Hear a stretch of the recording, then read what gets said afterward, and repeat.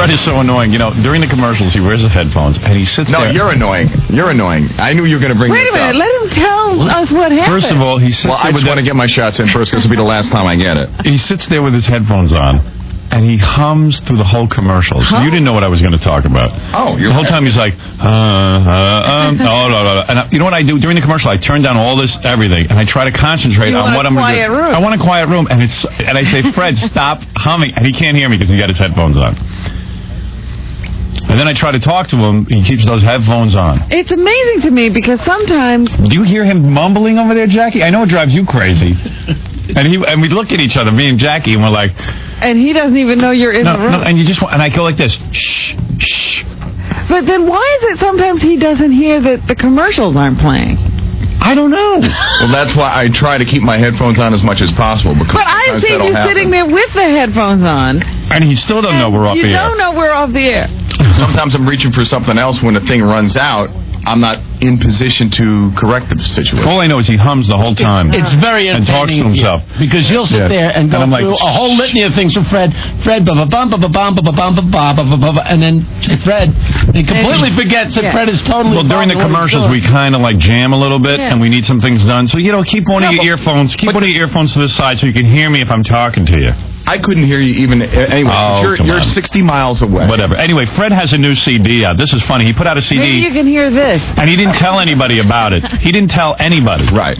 He really didn't. No. He put it out and he didn't tell anyone. It's called King Nar's Animal. And I'm looking at this thing the other night. I finally got to sit down and look at it. And the funniest part of it is his dedication to his wife on the CD. Did you ever read this? I didn't read the liner notes. Oh, I knew that would be a source of hoot for everybody. I mean, you really got to sit. Did you see this? You know what? I have it, and I didn't read it.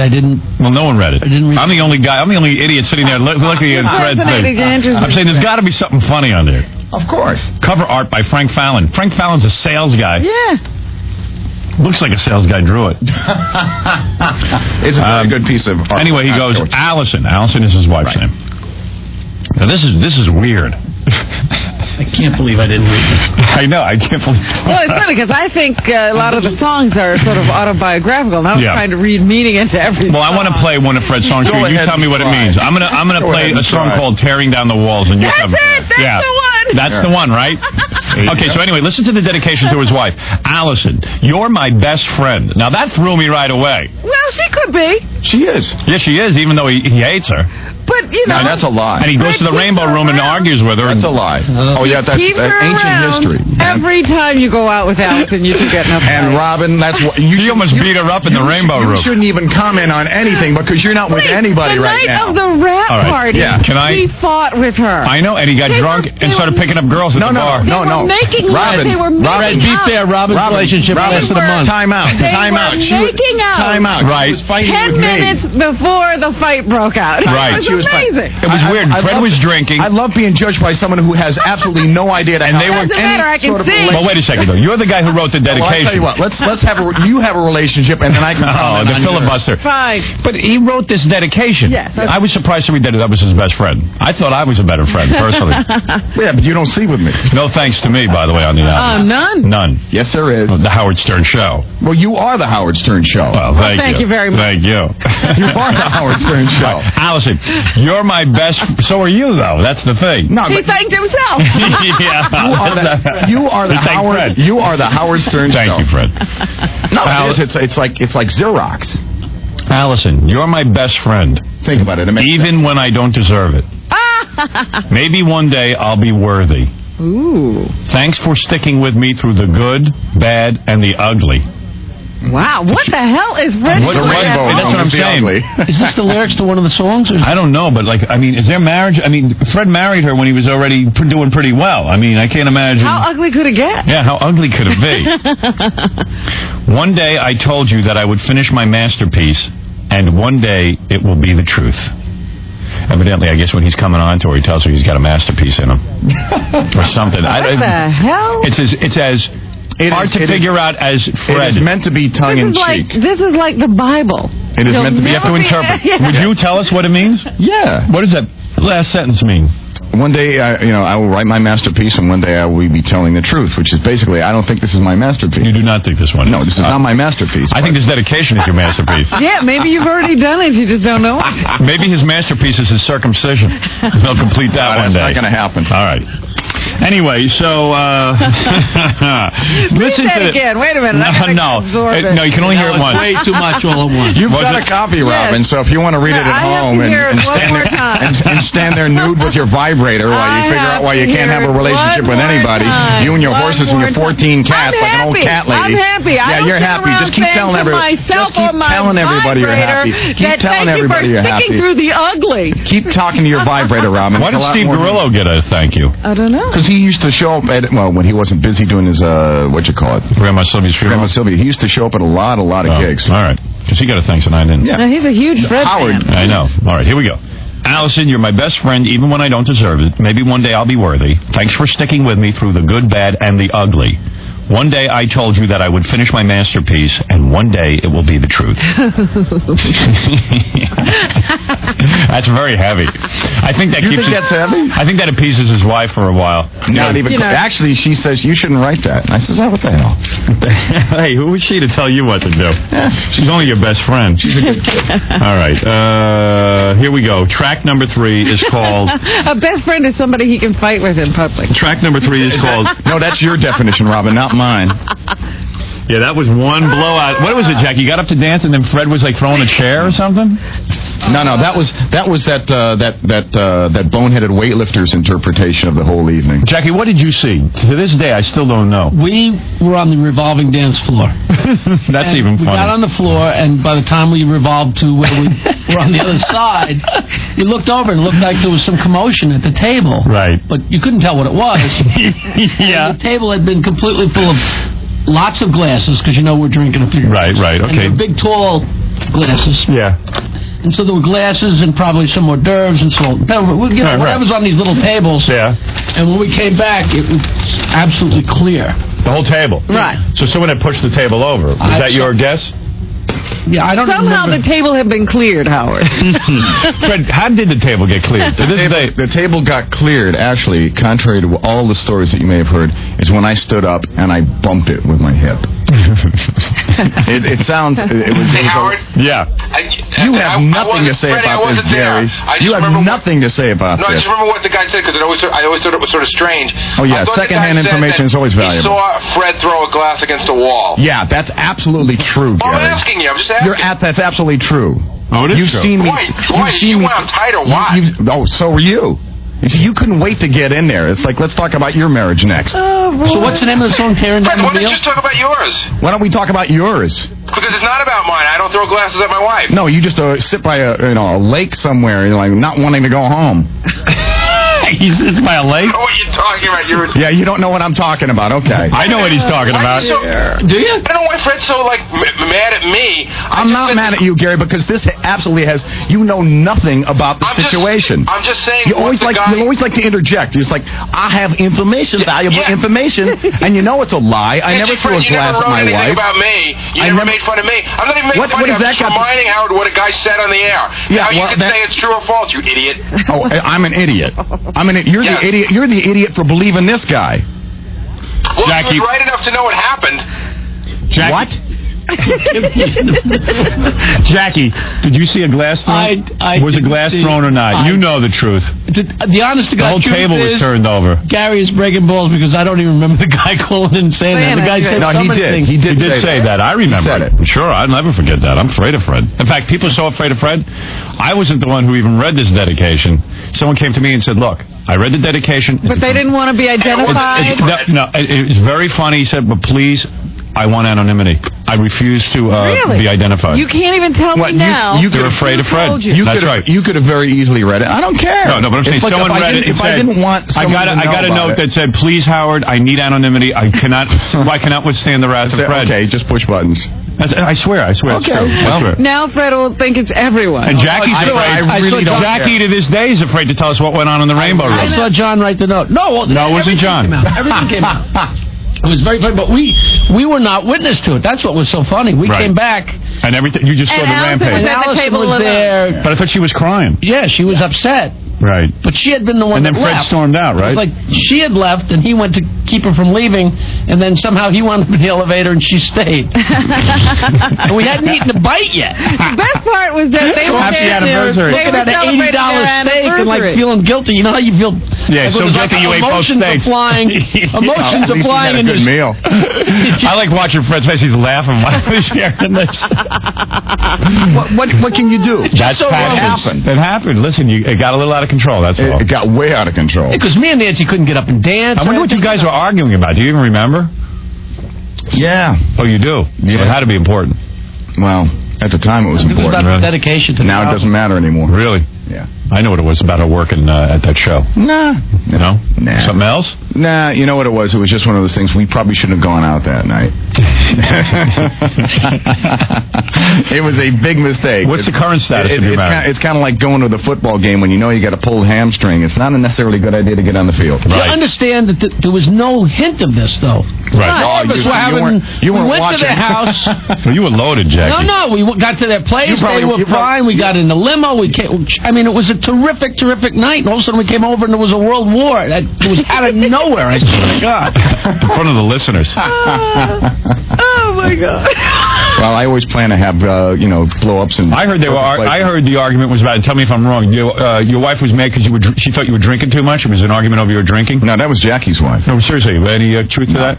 I'm still thinking about it. Well, he is pretty funny because I remember the rap party. He came in, I said, Fred, do you want something to drink? And he said, yes, I'll have a beer. And what were you chasing it with at that Probably time? Probably a scotch. A scotch, yeah. Wow. Right away, two-fisted drinker. Hard drinking man. Gotta go for it. You ought to lay off that stuff. You can't handle it. I don't anymore. Good. Anyway, I have a beer on occasion now. That's about it. That's all I can handle. And the occasion is every day. Yeah. No. Right here, CD1. Let me play a little of your music, Tearing Down the Wall, because some people said... Yeah, because I listened to this and I thought, what is Fred up to? Tearing down the marriage, maybe.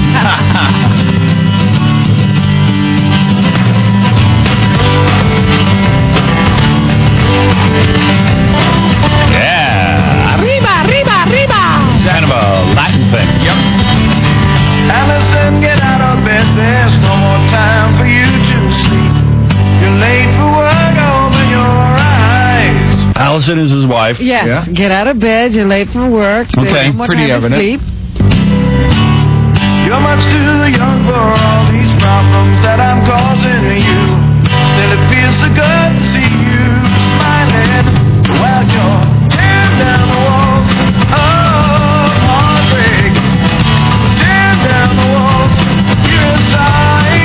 What the hell's he talking about? Yeah, she's much too young for her because Fred's making her miserable. Well, Fred blames himself for making her miserable, and you know what? I would probably guess that's right. I mean, Fred's a tough guy to be married to. Yeah. You blame yourself, right? Yeah. Yeah. Well, that's pretty noble of you. Most guys don't. Yeah, most guys don't see themselves. Yeah, Fred's like, hey man, I feel bad for you. I know what it's like to live with me. Right. Tear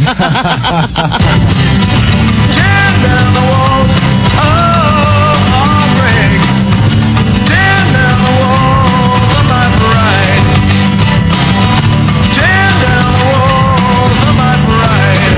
My bride? Pride. Oh, pride. Yeah. What does that mean? I gotta watch out for the P's because tearing down the walls of my pride. Yeah, basically exposing yourself. When you get into a relationship with somebody, right? You really have to let everything kind of like be on the table, and that was very hard for me. Really? Yeah, I know. You're a very closed kind of guy. Extremely. Right.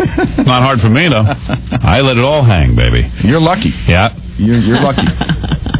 By the way, Fred has a website address on the CD. No. I got to check that out. Oh, my God. What's on the website? It's probably just dates and stuff like that we're repairing. Is it crazy.com? That's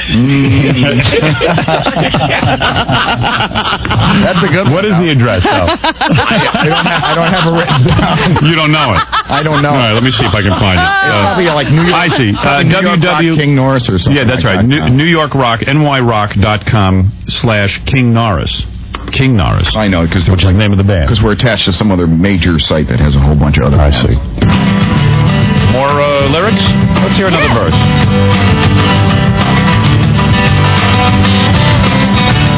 I leave you hanging on the bed, my secrets I conceal. Even to myself I dare not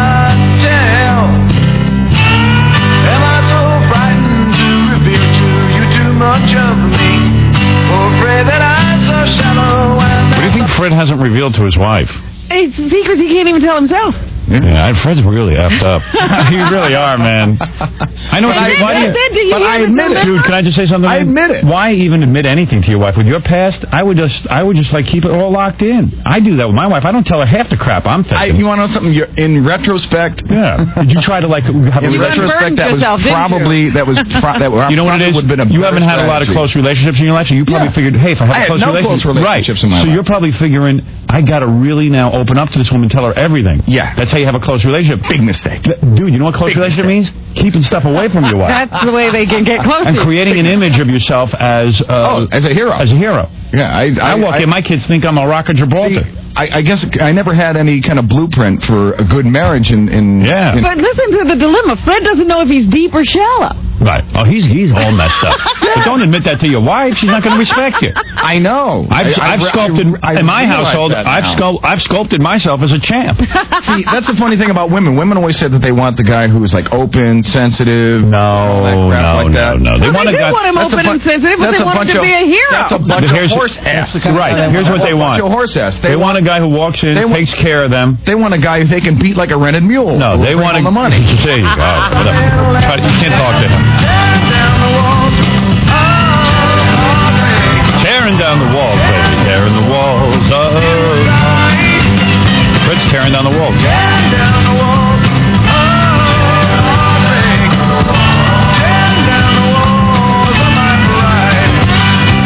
You can cut out this song, man. My advice to you is hand her some money and shut up. I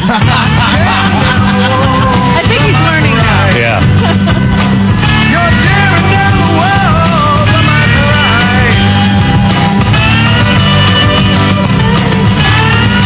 Get it. Yeah, when I listen to the CD, I listen to this song about 5 or 6 times trying to figure Fred out. You're right. Good luck. I can't do it. You can't do it. Write a song called "Slip Your Paycheck Under the Door and Leave." People will respect you for that. Allison, the paycheck is under the door. Well, there it is. There you go. You really want to get to know Fred? King Norris Animal is here. There you go. He is an animal. He is an animal. We are all animals. He won't tell you, but I'm sure it's in the stores, right? Why don't you tell him where they can get it, Fred? Oh, it's Tower in Manhattan, at least. He won't tell you that, though. A bunch of other places. Jackie's right. These are the secrets he doesn't tell. Yeah. He won't tell you. He won't tell you. As opposed to Jackie who will tell you every 5 minutes where his garbage is. He'll get mad at me for trying to help him. Right. I appreciate it. I do. Jackie's always trying to help people. Jackie's trying to tear down those walls too, Fred. Tearing down the walls of Fred. Jackie's been a good guy. Dave, you're on the air. Go ahead. Hey, Howard. Yeah. I wanted to remain anonymous, but I guess not. Right. I'm afraid of the man. Sounds a lot like Blues Traveler. Blues Traveler? Fred, Well, that's not a bad band. I'll take it. Great band. I'll take it, considering I wrote the song about 10 years before I ever heard of Blues Traveler. Okay. Okay, well, that's my thought. But Fred, music sounds real good. Thank you. Oh, there you go, Fred. Don't get all uptight. All right. I'm not even... I got to take a break, and then we'll be right back. Hey, now, what is this? Jimmy Kimmel. Jimmy Kimmel? What about him? He's got a show coming up. Yeah, I hope Jimmy does well. They say in the newspaper he can't get a first guest. ABC has a new late-night comedy talk show that premieres after the Super Bowl. The show is live, recklessly broadcast directly to millions of viewers before... Oh, yeah, poor Jimmy. Look at the pressure they're putting on him. ABC's promoting this thing like crazy. No tape delay, no editing, no fake audience laughing.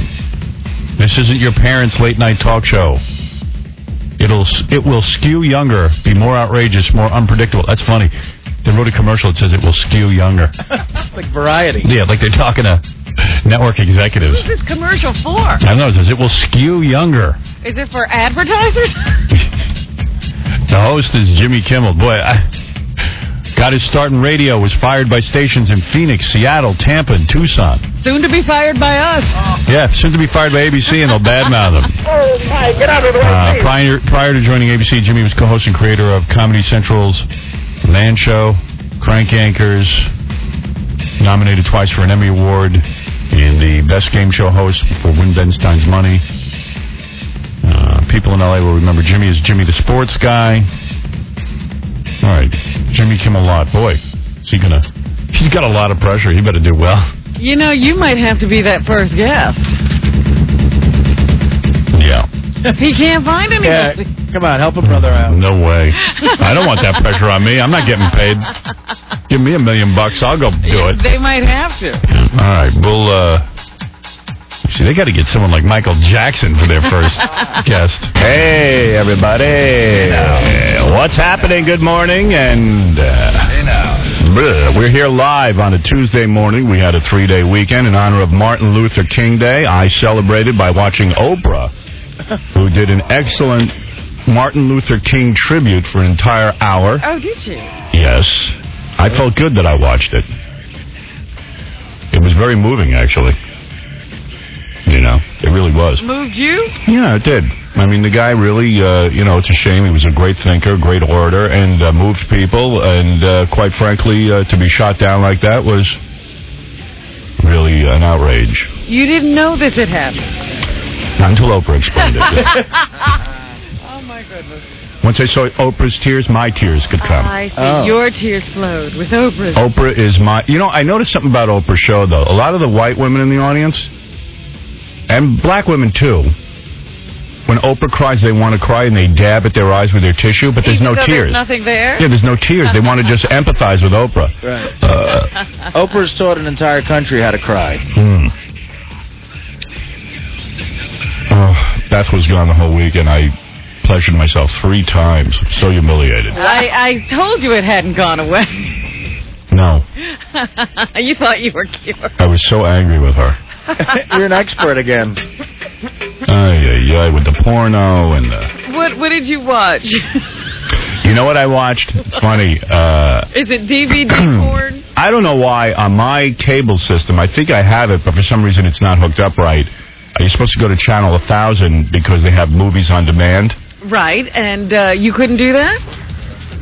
No, because I went there and it doesn't say anything. It says something about Wink or something like that. Wink? Yeah, Wink, please hold while we load. And it's the whole thing going on my channel 1000. And I wanted to just, from what I heard, is there's tons of porn on movies. Well, there are adult movies. I haven't... No? I don't go there, so I don't know what the movies are. I was forced to finish on Oprah. How'd you do that? He must have been really horny. The first night I did it, I just closed my eyes and thought about stuff. What do you think about? What do you think about now? Thinking about Beth. Oh. Yeah, and some other chicks were in there, too. See? Why lie to me? Yeah? Anyone we know? Yeah. Robin. Cutie pie. Oh, sure. Isn't that sweet? I'm not going there with Robin. I'm not. She'll be laughing at me. Yeah. It's your fantasy. I'm laughing at your fantasy. Well, at first I thought, well, I'm not going to really be pleasuring myself. And I did this weird thing. Like all of a sudden I went in the bathroom and I shaved off my pubes. Oh. What? I don't know. I felt sexy. I did. Turn yourself on? I was looking at myself and go, oh, I'm so hairy down there. Well, I mean, in a full-length mirror, you're looking at your naked body? Well, here's what happened. I was at Scores Friday night, which I'll tell you all about. And I'm talking to this stripper, and she goes, do you shave your, your private area? Yeah. However she put it. I said, yes, sometimes. I said, not lately. She goes, that's disgusting. I go, what do you mean? She goes, when you do oral on a chick, you want to see all that mess? And I go, no. She goes, well, how do you think we feel when we do it? Your girlfriend doesn't want to look at that and be involved in that mess. Is that true, Robin? No, I like that. You do like it? Yeah. I like a man. Yeah. A man's supposed to have some hair. That's what I thought. So I went home and I'm looking. You're talking to a lesbian about what she wants. Yes, see? Yeah. Excellent point. So she claimed she wasn't a lesbo, but you're probably right. I didn't think of that. So I clipped it down. I left some, I didn't want to look totally gay. I mean, but are you... I'm pretty bare. Jeez. I called Beth and told her I did that. Yeah. And she was like, what are you doing? Are you crazy? Hey, she's like, yeah, what are you up to? I said, I don't know. I thought it would be like, hey, when you come home, you'll see I'm totally shaved. And she was like, whoa. Then I put on a dress and makeup. You got some of Leona Helmsley's panties. I have talked to like 20 guys. I'm the only guy who thought Lara Flynn Boyle's outfit was hot. Well, until you got to that skirt that poofed out. Oh, I loved it. You loved the whole, because it looked like a ballerina gone wrong. I love the ballerina shoes and the lace going up her legs. Well, that was Oh, my good. God. It I was thought just that crinoline thing in the middle. I think she is so hot. That was the most horrendous outfit I've ever seen in my life. God, I loved it. I think first of all... She looked like she got into a dress-up box like she's kooky. Well, she has a bad chest. I mean, she needs implants because she's so skinny and she's that's flat. why she was wearing that, because she was trying to do the best with everything she had. I got news for you. She's sexy, though. Her legs and her face. But the thing that bothered me is that her lips have grown every year. She's had a lot of bad surgery. You thought that stuff on her legs was sexy? Yeah. Oh, my God. Drove me crazy. Her legs look good, and before, like they showed just, like the top portion of the dress and her back, and I thought, wow, that's a great dress. And then when they showed the bottom, I was like, ah! Everyone was goofing on her, but I'll tell you what, turned me on. It was almost like when a chick dresses up in a schoolgirl outfit. Oh, you are sick. The ballerina outfit thing. Pete Oh. Yes. No, I'm not Pete Townsend. I like grown women. Well, she's grown up, Robin. Dressed like little. Yeah, I like the little girl thing. I think it's hot when an adult woman dresses up in a little schoolgirl outfit. All right. And I must not be the only one, because every strip club you go into has a schoolgirl outfit chick running around. Dude, believe me, every guy likes that. That's hot. Yeah. Field hockey uniform. I went out to Scores Friday night. So now, how did that come about? Was it a spontaneous thing or planned? Well, sort of spontaneous. So the whole weekend Beth wasn't there. She was out in California. So I was like, I don't know what I'm going to do with myself. So I call up Ross. And he's like, yeah, boys' night out. Everybody's ready to ditch their girl. Yeah. So it was me, Ross, Richie. Yeah. And then joined by Carson Daly. Oh, really? Yeah. How did he get into the group? Ross is friends with him. Oh, I see. And Ross says, do you mind if he joins us? I said, no, I'm okay with that. I don't care. That's fine. So we went over to Dos Caminos, the Mexican joint. Yeah. But we got bombed. And then Ross started yelling stuff out at chicks. In the restaurant? In the restaurant. That were with guys? Or they were... Oh, yeah. These girls were with guys. We were such a nut. Yeah, we were leering at other tables. Ross was completely out of control. What's he yelling at the women? Come over here. How are you? Come here, you women. Yeah, he's like, how are you? What are you doing? What are you doing with him? Some of them, yeah, right, yeah. Getting as far away from us as they possibly can. Oh, my goodness. Yeah. So then after, So it was like, well, where should we go? Where should we go? Let's go to a club. Let's go to... And everyone just said, you know where we want to go. I said, well, you know what? It's 10 o'clock. Let's go to Scores, and then around midnight, we'll go to some, Other place? Other place. Sure you will. And that's what not Ralph, Ross said. He goes, if we go to Scores... We're never getting out of there. You never leave. I mean, that's where you end the night. Right. Yeah, all right. So I said, you know what? I'm kidding myself. You're right. Let's just go over there. Well, actually, if you're me, you end the night at a pizzeria. But right before that, you're at Scores. Yeah. And Carson calls it the office. He would call his friend and go, where are you going? We're going to the office. That's a great name for it, the office. I was going to tell you, I've seen Carson there like 5 different times. Yeah, I understand he's a good patron. Yeah.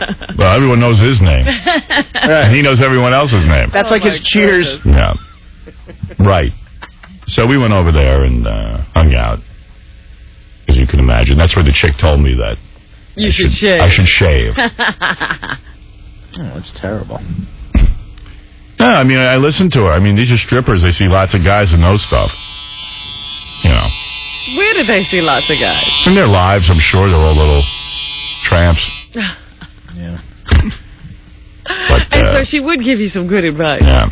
One of the strippers, listen to this. This was really kind of a compliment to me, if you don't mind me stroking myself here. I'm over in the strip club, and one of the chicks, I walk in, she goes, hey, how you doing? I read your books. And she really did read them. I mean, she was like very complimentary. Did you write the books? I go, yes, I wrote the books. And she was asking me questions about them. And was this during a lap dance or? No. I was out eating not eating dinner, but like having some drinks, and everyone was eating dinner, and I'm just hanging out. I go, oh, thank you. I sat down. I talked to her for a while. Very pretty girl. And then I figured when it's time for lap dances, I'll let her give me a lap dance because she's obviously digging me. Yes. She sees me as an author. No, I'm saying, you tell a chick you wrote a book, that's got to be the best ever. You know? Well, especially she read it. How many books do you think these chicks read? Right. So anyway, I'm looking around all night. No chick. Can't find her. What happened? According to my sources, when she met me, she passed out. She couldn't handle it. Wait a minute. I swear to God, that's what I heard. They said that she got so excited that she collapsed. She could talk to you and converse. And, she was fine. She wasn't drinking or anything. I'm telling you. You know what, man? You can officially retire. You come full circle. You a stripper pass out. This is what they told me. I gotta get this from. What horse did you get this from? From one of the other girls. Not from Lonnie trying to kiss my ass or anything. It was from one of the other chicks. Oh my God. She said, she said she got excited that you were here. I think maybe she was pulling my leg, but I don't know. Yeah, they say that whenever the girls disappear. I know. She passed out. Well, I chose to believe it. Look, a stripper's not going to lie to you. Yeah. Now that I think about it, what an idiot I am. Of course that was... What you're buying at the strip I bought club. it. I really bought it. She was like, oh, no, she's very excited you're here. Yeah. Oh, my goodness. Who knows what happened to her? Yeah. Well, all I know is I was out late. Her shift was over. I got home like 2 in the morning. Uh-huh.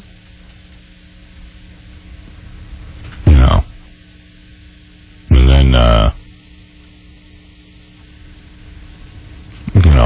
couldn't fall asleep. After all that. Yeah. That's when I finished myself off. Just said, this is ridiculous. I'll be up all night. So you didn't have to use more than that much? No. Just took care of things. Took care of business. My own manly way. What's up? The word was she was so taken with you, but she couldn't function the rest of the night. Is that true? Yeah. See, I'm not making this up. Where did you get the word? I was there. Ronnie was there. This but is he Scores didn't News. talk to the girl. He didn't. Yeah, I know what's going on there. I know. Ronnie runs the place. He's like the Mike Wallace. She went into the dressing room practically passed out. See, I'm not kidding. And when she revived herself, what happened? I have no idea. We didn't see her again for the rest of the night. She went home. No, I saw her. I saw her. Yeah, she came and gave me a lap dance. What? Yeah, she came in. She pulled herself together, came and gave me a lap dance, and I said to her, "Listen, it might be too much for you. I'm so hot." She couldn't handle it. Yeah, but actually, I didn't know that she passed out because of me. I found out later. Yeah. When I was getting the lap I wish dance. you'd get this story straight. I thought that she was. You never saw her again. No, I saw her. Ronnie might not have I seen never her. saw her again. And I said to her, "Are you okay? Are you ill?" I didn't know she passed out because of me. You were looking for the girl to get a lap dance, and you couldn't find her. I couldn't. She didn't show up till late in the night. What's your problem with this anyway? Why are you so upset? She just can't handle it. Unbelievable. She can't deal with it. She can't handle my sexiness. Right. Can't deal with it. Okay. Can't deal with it. Girls got low blood pressure. You can't deal with the fact. Another one with a screw loose. You sure she passed out from you? It wasn't the carafe of tequila she probably had that night? I know. Well, see, Ronnie knows. Yeah. Ronnie confirming this Ronnie adamantly. didn't see anything either. There's been no eyewitness to this situation. Yeah, the girl in the whatchamacallit, in the dressing room told everybody she passed out. Yeah. I'm weird anyway because Beth was away and I was like, she's probably out having fun. I'll go have fun. But meanwhile, We had a good time. We had a good time. We had a good time. We were there late, so we had to have a good time. She knew exactly where you'd wind up. She did. She said to me, she called me, she goes, "You're going to be at Scores." She goes, "I know where you're going. You're going to Scores." I go, "Who told you that?" She goes, "No one has to tell me this." I go, "I'm not ending up at Scores." She goes, "I know you. You're going to end up at Scores." Who told you that? She told me that the week before at dinner where, she was saying, "I'm leaving," and he'll be at Scores. Well, at least on Sunday night I didn't end up at Scores. We went to Rehab. Rehab? Yeah. You ever been there? Oh, that's a club, right? Yeah. Oh, you're not talking about actually going. No. To like a meeting or something. No. That's next Rehab. week. Rehab. They now called the club Rehab? Yeah, it's a rockin' place. They got girls there who have to be friendly to you. Well, what's up with that? You got to hear this. Really? What you mean? Where is this? Ronnie will be right over there. I don't know. I don't even know where it is. Is it in New York? Somewhere down by Nobo. So. Oh, really? Or something like that. I don't even know. You know me. Downtown, yeah. Sounds like fun. Could be uptown as far as Howard knows. Friday night I was at the office, and then I went to rehab on Sunday. Sounds like a full weekend. What do you call it? We call it the donut shop. Call it the office. That's funny. We're going to the office. Yeah. Working late. Working late tonight. Ended up in rehab with Carson Daly again, my new buddy. Oh, so you're hanging heavy with Carson. Not really. We seem to go to places where we don't talk to each other. I don't really have to deal with him. We don't really... So you never had a conversation? No. Yeah, Are you sure he didn't pass out? You know more about him than I do. If you're a guy who you don't feel like making small talk with another guy, you know, and you're together, Scores is the best place. It's so great. You know what I mean? Like, you don't have to talk. And you know what's funny? After that, like when I ran into Carson Sunday night, he goes, "Hey, buddy." I go, "Hey, bro." You know, yeah, like you're really close. Yeah. Like to guys, it's a good experience. You're bonded. Yeah, we're bros now. We're going to Nam. But wait a minute. Tell me about this rehab place where the girls have to be friendly. How do they do that? Oh, this is interesting. Well, Saturday night I had a wholesome night. Because, well, you had your kids? I had the kids, I had all my kids, I had my parents, my sister. Oh, that's right. It was your celebration. Yeah, we went over to a place called Palma, where you eat in this woman who owns the place, Palma. She let me eat in her kitchen. Really? Yeah, she has like a kitchen, like a room. Like a chef's table or something. Yeah, it was really nice with a fireplace. It was one of the best meals I ever had. How do you find all these joints? What do you think? Judith Regan turned me on to this. Yeah, he talked about this a couple of years ago. Yeah. Judith had some kind of book party there or something. Yeah, so I had my whole family, my mom, my dad. They loved it. Thank goodness your family came to town. Otherwise, it would have been a whole weekend of debauchery. Yeah, Saturday night would have been a nightmare. Wow. And then after the dinner, we had like a 4-hour dinner there from 6 o'clock to 10 o'clock. I took all the kids back to my apartment. We watched the movie. Oh, that's nice. I saw Catch Me If You Can. Holy cow, is that good? Great. Great movie. I was going to tell you, you got to go see that movie. Man. It's fantastic. Oh my God. If you got to choose between the Leonardo DiCaprio movies, choose that one. It is good. I didn't see it. Because I watched Gangs of New York this weekend, and it's not worth sitting through all. Really? I was watching, but my DVD didn't work. What? We got these Academy screeners. I don't know. The thing was jumping all over the place. Maybe I got a defective one. I'll bring you mine. Yeah, but please do, because I think my DVD player in my living room is screwed up. Screwed up? Yeah, because a lot of times it just doesn't work. Yeah, because my DVD was fine. I watched the whole thing. Yeah, if you remember it. Thank goodness I was exercising while I did. You exercise during Gangs of New York? Yeah, that's the only way I stayed with it. Really? It looked kind of cool. I saw the first 5 minutes. There's some great fight scenes, but there's a long time. A lot of talking? Them, yeah. No, there's great stuff in it, though. It's long. It's like 3 hours. Well, Catch Me If You Can. I had no desire to see it. But no, it's great. But my daughter Deborah told me it was real good, and we all watched it, and it was real good. Man, Steven Spielberg made a good movie. And you know what blows your mind about it? That the guy made a movie about a guy who essentially spent his life passing off bad checks, which is not the most interesting topic in the world, and they made it fascinating. It is. It's amazing how they just... I was like, what is it about this movie? There's no real guy to find as a hero, but you can't stop watching. Right. And that's Tom Hanks again. Tom Hanks is great. I mean, he's got to be, hands down, the biggest movie star ever. Well, he's really amazing because you know how you watch a movie, even if it's some great guy like Jack Nicholson, you go, hey, there's Jack Nicholson. Right. You watch Tom Hanks 2 seconds and you forget it's Tom Hanks. That's right. He becomes the person he's playing. He's way good. You don't want him to... Leo is good. Who's good? Leo. Leo's real good. My daughter has a mad crush on him. Well, I'm sure, it's a lot of girls do. Hard not to. I know. I found him very, very good. I mean, look, he's cute. Let's face it. Yeah, he must walk. He's got it. He probably goes to rehab and chicks are all over him. Yeah. They don't have to be nice. Things to be paid. I understand. He sort of... Doesn't he hang out at the Playboy Mansion and stuff like that? Leo, yeah.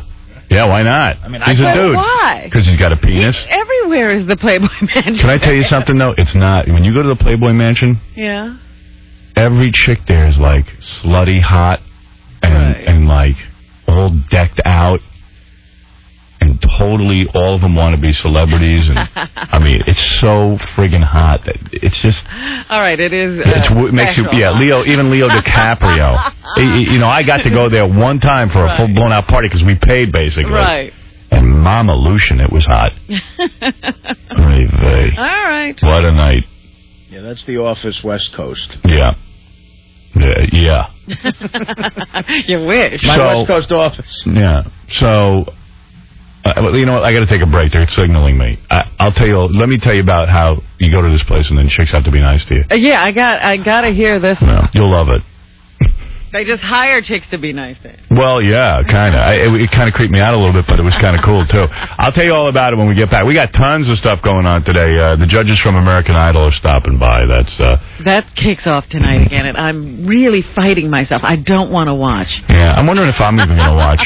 I do not want to watch. I'm not watching Star Search, though.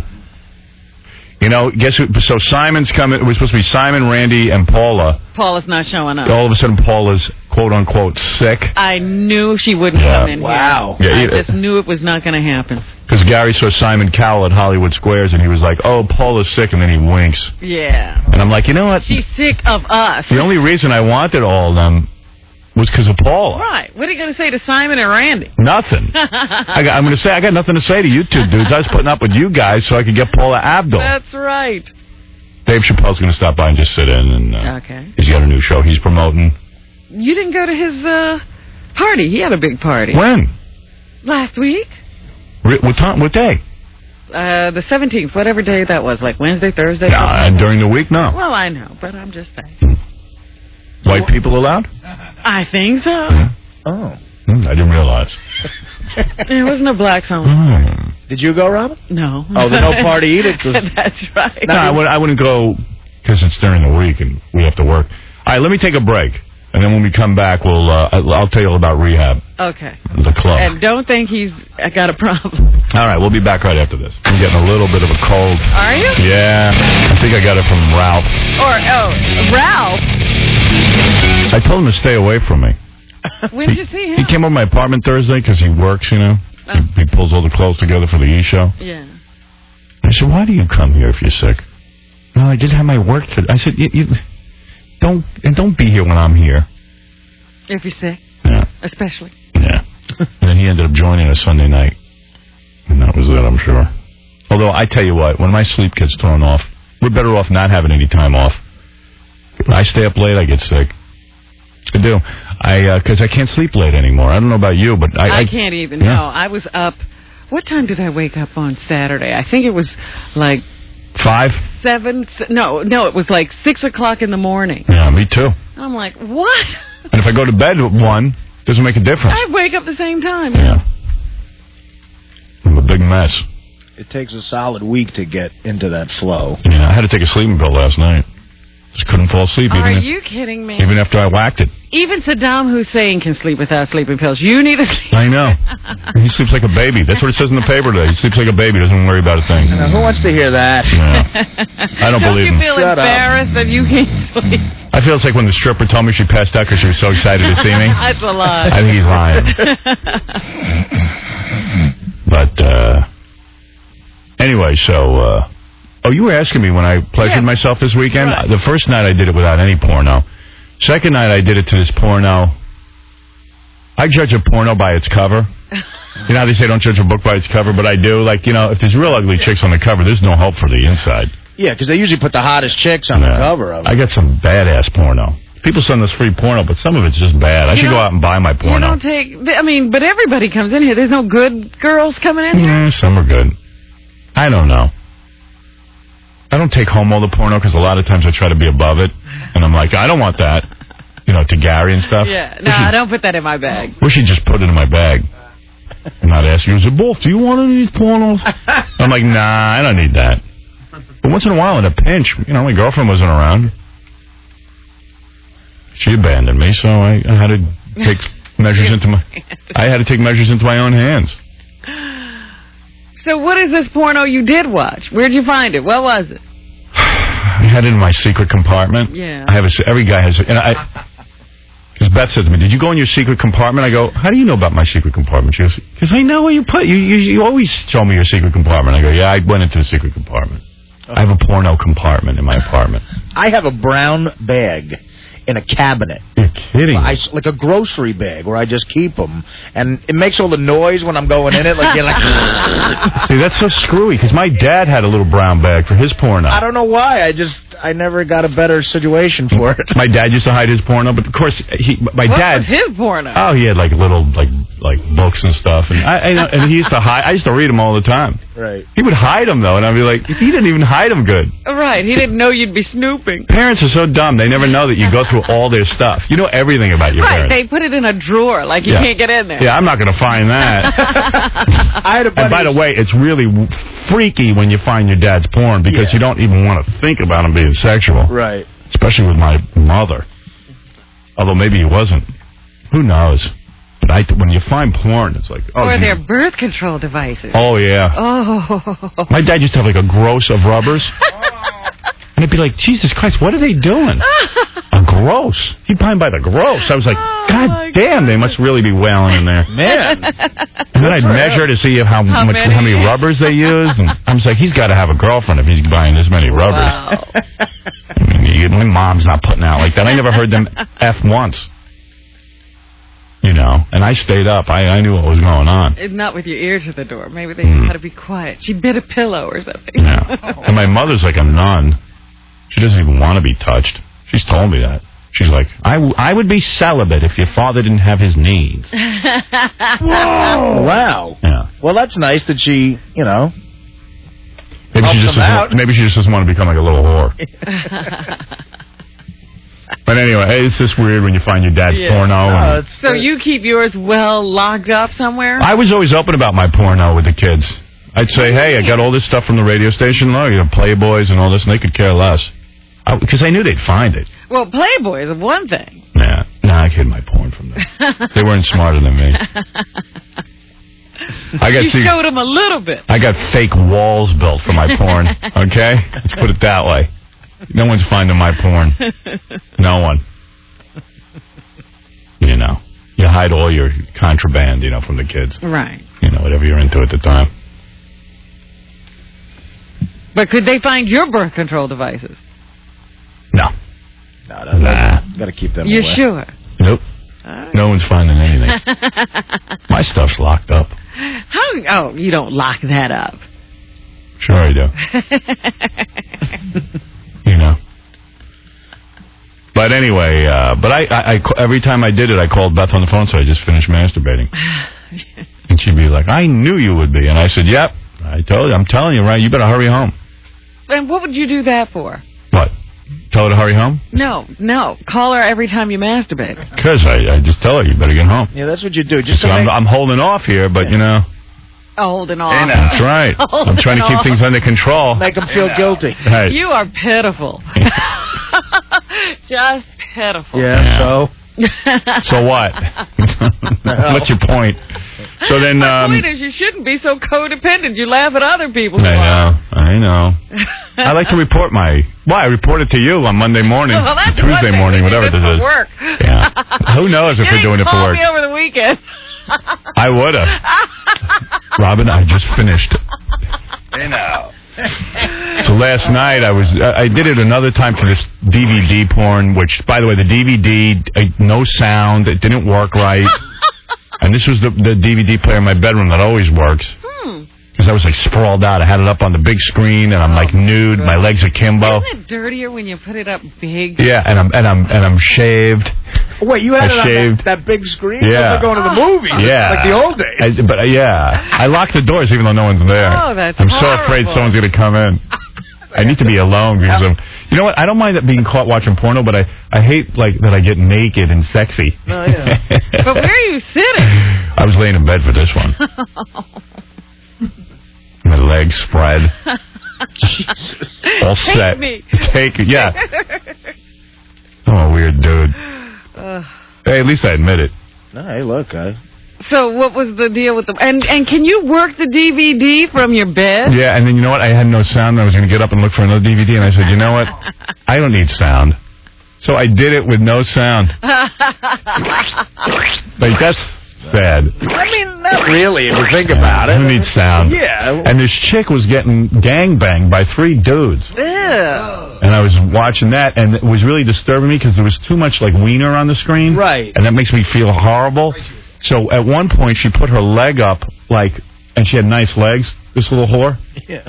She had really nice, really bad implants. You could see tons of and veins running through them and red. And as soon as they got off her boobs and all the wieners, she had skinny legs, which I like. Right. And she had one leg crocked up over on a table and one on the floor, and this guy was doing her. And at one point, all you could see was her leg and a high heel. And I finished up. That did it for you. That does it for me. I'm into high heels and legs. I have one with that Tabitha Stevens in it, and she's getting banged by this guy who looks like Grizzly Adams. And every once in a while, they cut to a close-up of his face. They'll stay on the guy's face for what is that? 10 seconds. Who wants to see that? I'm going, who edited this? I'll tell you what, though. Remember so last night I couldn't get to sleep. I was all bummed out. It was a tough day. A lot going on. I'm not going into it, but I was and then I said, I'm never getting to sleep. I said, I better just get things going here. I finished Fear Factor, which was a good episode. I'd watched XXX, Vin Diesel. Oh, jeez. I was like, I didn't want to watch anything heavy. I was not feeling great. Plus, I was upset. I was thinking I'd get a cold. I don't want to have a cold. So I'm laying there, and I can't get Beth on the phone. There's nobody to talk to. And I'm saying, I better get my porn out. And I'm going through my porn. I got the worst friggin' porn. I take home the worst porn. And then I find the special tape.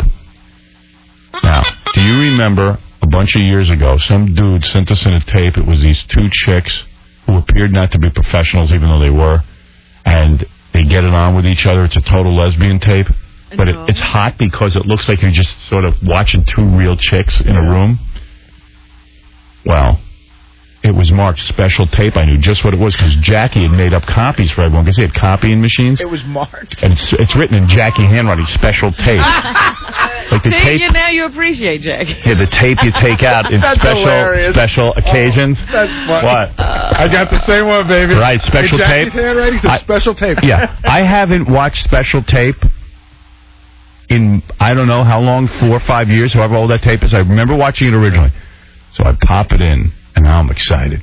It's a good tape. Special tape.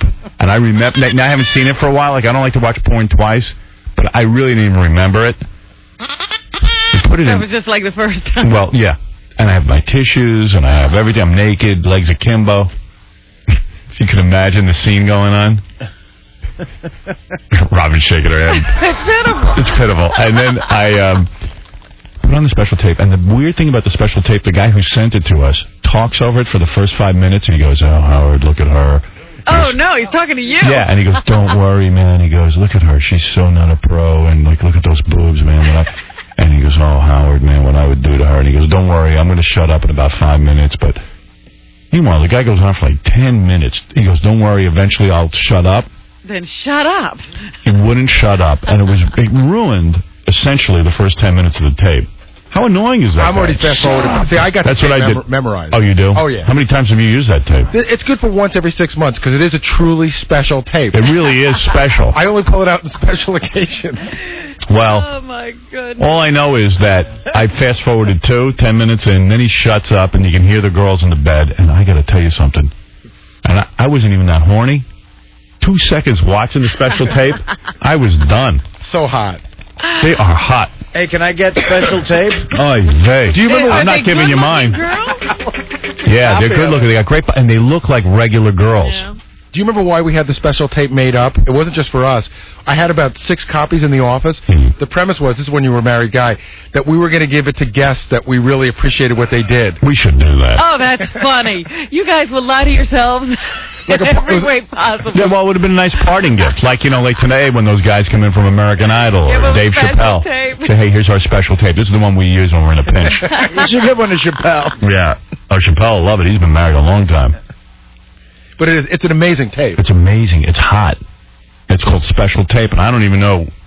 And how do you get the special tape? I don't know. You don't. It was made Somebody for you. Sent it. Yeah. Just for you. You see, I don't think it was made just for me. I think it's a porn tape. No, it was made just for you because the guy's talking to you on the tape.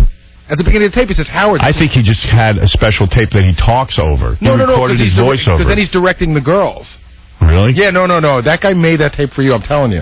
I've watched it. I don't think so. I watch it a lot. No, I don't think you're right. I think it's a porno tape, and he talked over it and pretended to be the guy. No, because it's available for sale. It's not a porno quality tape. It's pretty. That makes it even better. Though. No, but I'm just saying that's what. No, it's just that. You think that guy hired those 2 chicks? Yes, or knew them somehow. But I think I absolutely buy into the fact that tape was made for you. I don't. But if that's true, that's even hotter. I'll bring it in for you, Robin. You'll get it out again. I don't need to see it. No, I just want your opinion. Give it to her. And it's just 2 chicks the whole time? 2 chicks getting it on in a hotel room, but it's hot. And he's directing them. You can hear him say, do no, that. No, like that. No, it's them alone. Like, you forget that there's a camera there. That's how good. It's like reality porn. All right. Hey, now. Very, very special tape. It really is special tape. I have that upstairs underneath my TV, like buried under like real videos, where of course my kids will never find it. Your kids are going to find it. Yeah, they're not old enough to look yet. They're going to go through it. No, I got to get a lockbox at some point. That's what I have. I have a safe for that. You don't have a safe. I don't have any money or anything in it. We just put a safe. I just put a safe in my house. Yeah, but that's what you put there. You put your porn. Yeah, you don't put it next to Lilo and wait Stitch. Exactly. Now, Gary's a married man. If he should suddenly, meet his demise, the wife opens. That's funny you bring that up. In my safe, I've got my porn. And I go, when I die, someone's going to have to go through my stuff, and the only people who will be able to do that are my kids. Right. Because I'm leaving everything to them. And so they're going to find your stash. And they're going to find my stash. What if it says special tape, and they go, oh, Dad left us a tape. He's probably a message to us, yes. So my kids are really going to see my whole porn collection and every disgusting thing. See, I don't have any fear, but they're going to have to hire a safe cracker. Right. Because they can't. I don't have those. Right. He burns open a safe to find what you disgusting. Yeah, the only thing in there are my guns and my porn. It's like, oh God, Dad had a whole secret life. Wow, Dad had a safe. I wonder what's in it. Guns and porn. But my wife's totally aware of my porn. She's cool about it. It's just that when your loved one dies, that's not necessarily. Yeah, I don't want to be remembered that way. She knows. You're like, Dad was Larry Flint. She'll see special tape too and think you left her a message. Yeah. Exactly. Special tape, Jackson. Special tapes. I hit the special tape Sunday. In fact, you know what I'm going to do? I just decided. I just got a DVD recorder. I'm put it on DVD. I'm going to make a couple of DVDs of that. But a special DVD. Yeah. Well, here's an embarrassing thing that happened. Before I renovated my house, we had a closet in the family room. And in it was a big toy closet, but on the way, way, way top shelf, like my kids would need a ladder to get up there. I kept all my DVDs of all my movies, regular movies. But I had the porn section. I turned the spines in so that when you looked at it, you couldn't see. But here's what happened. My wife was so mad at me. One of my neighbors comes over and he says, hey, I'm going on a trip. I want to borrow a couple of DVDs. So he comes out and he goes, I took this, and this. And he goes, and I also took the Pam and Tommy tape and some other porn. So now my wife's like, now he knows you got all that porn up there. Yeah, so what? Well, he wanted it. I know, but he took it. So what kind of freak is he? You don't ever pull out the Pam and Tommy tape. No, that's more like that's like having The Godfather in your collection. Yeah, you just keep that around to show other dudes. Right. I do. That's a big one, man. Really, I have it on DVD. And I think I've yanked it a couple of times, but when Tommy comes on, you just totally lose it. There's one part of the tape that works for me. There's a part of the tape where they're on the boat and she's on her back. Yeah, that works for me. And her legs are way up in the air and she's screaming like a banshee. That works for me too. The yacht scene works for me, and when surprisingly when she's in the tub. Oh yeah. You did love the tub scene. Can I tell you what doesn't work for me on that tape? Where they're in the car and she's servicing him? No, that's not as bad as when Tommy starts honking the horn with his private parts. Yeah, That's all right. That's just stop now. But when she's trying to figure out the laptop computer and she seemed really dumb. Yeah, that turns me on too. I like when they're just rolling joints. Oh, yeah, because she's doing something illegal. Yeah. Oh, that's great. And, Robert, you can't underestimate the power of that tape. Like Dave Grohl, right? I had to make a copy for him because and send it to him because he'd seen it on SpectraVision in a hotel. And I go, but he didn't have his own. You're not getting the full effect. Right. Because that's edited. Right. So I made him a copy and I sent it to him. Oh my goodness. Dave Grohl. He's not getting enough poontang. Jesus. I really hope Pete Townsend didn't have something marked special tape. Yeah. Because we're normal. Don't want to see that. We don't want to see his, his special tape. Into his private compartment. So, anyway, so I was going to tell you. So Sunday night, I went out to dinner. I met Ross and Ralph. And Carson doesn't come to dinner? No, we met him at rehab. Okay, he always meets. He was at dinner at Dos Caminos on Friday night. All right. Yeah. They have all those two-way pages. Everybody's page in each. Yeah, they're all over town, talking about what's going on wherever they are. Yeah, nothing's going on. And then converging. Wherever they are, they're on the pager to talk about where they're going to go next. Yeah. They can't be happy where they are. I know. So anyway, I went out to dinner, and then we decided to go look for a club. And who knew about this rehab? I don't know. I think Carson Daly. Yeah. Or somebody. Rehab. That's the name of the club. That's the name of the club. Because I thought Carson was in rehab. No. Yeah, you're just visiting. It's visiting. No. We went to rehab. So you go in there, and I guess, but like everyone tells me we're there too early. Meanwhile, it's 11 o'clock at night. It doesn't start happening until midnight or 12:30. Which I can't even relate to. Like on a Sunday night, most people have to work. Yeah. Wednesday night's the good night, and everyone shows up at 2 o'clock in the morning. Like, who are these people that go to these clubs at 2 o'clock in the morning on a Wednesday night? They must have trust funds or something. I mean, you have to work. Right, rich people who don't work. That's probably who's there. Yeah, like Euro trash, all kinds of stuff. So I haven't been to a club in a long time, and I went, and we get in there, and the owner was like, "Wow, thanks for coming to rehab." He goes, "But because they like it when someone famous shows up." Sure. He says, "But you're here too early." But in order to accommodate us, they stuck us in a booth with a bunch of drinks, really nice. And then chicks who work there, they all wear little mini skirts and leather tops and stuff. Like they're almost naked. They have to wear that. That's their uniform. They had to come over. The owner sent them all over to us so we could rap to them. Yeah. And then I was thinking, well, do they really want to be with us, or are they forced to be with us? You know what I mean? Right. It's sort of like, well, yeah, I'm glad chicks are over here. It was fun. But I feel like the chicks are forced to be with us. It's probably a little of both. Some of them are fans. Some of them feel like they got to be there because the guy said to be there. Yeah. So this isn't necessarily what happens at the club. It's what happened to you. Right. Yeah. Oh, yeah, I don't know what happens at the club. You're saying, it's a club where the girls have to be nice to you. Everybody will be going over there. Yeah, well, they're being nice to other dudes. Hey, they weren't nice to me.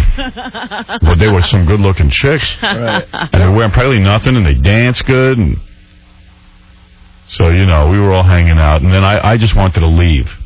I wanted to go home. And all the guys wouldn't let me leave because they said, if you leave, then the hot chicks don't have to talk to us anymore, and the drinks are going to stop. That's right.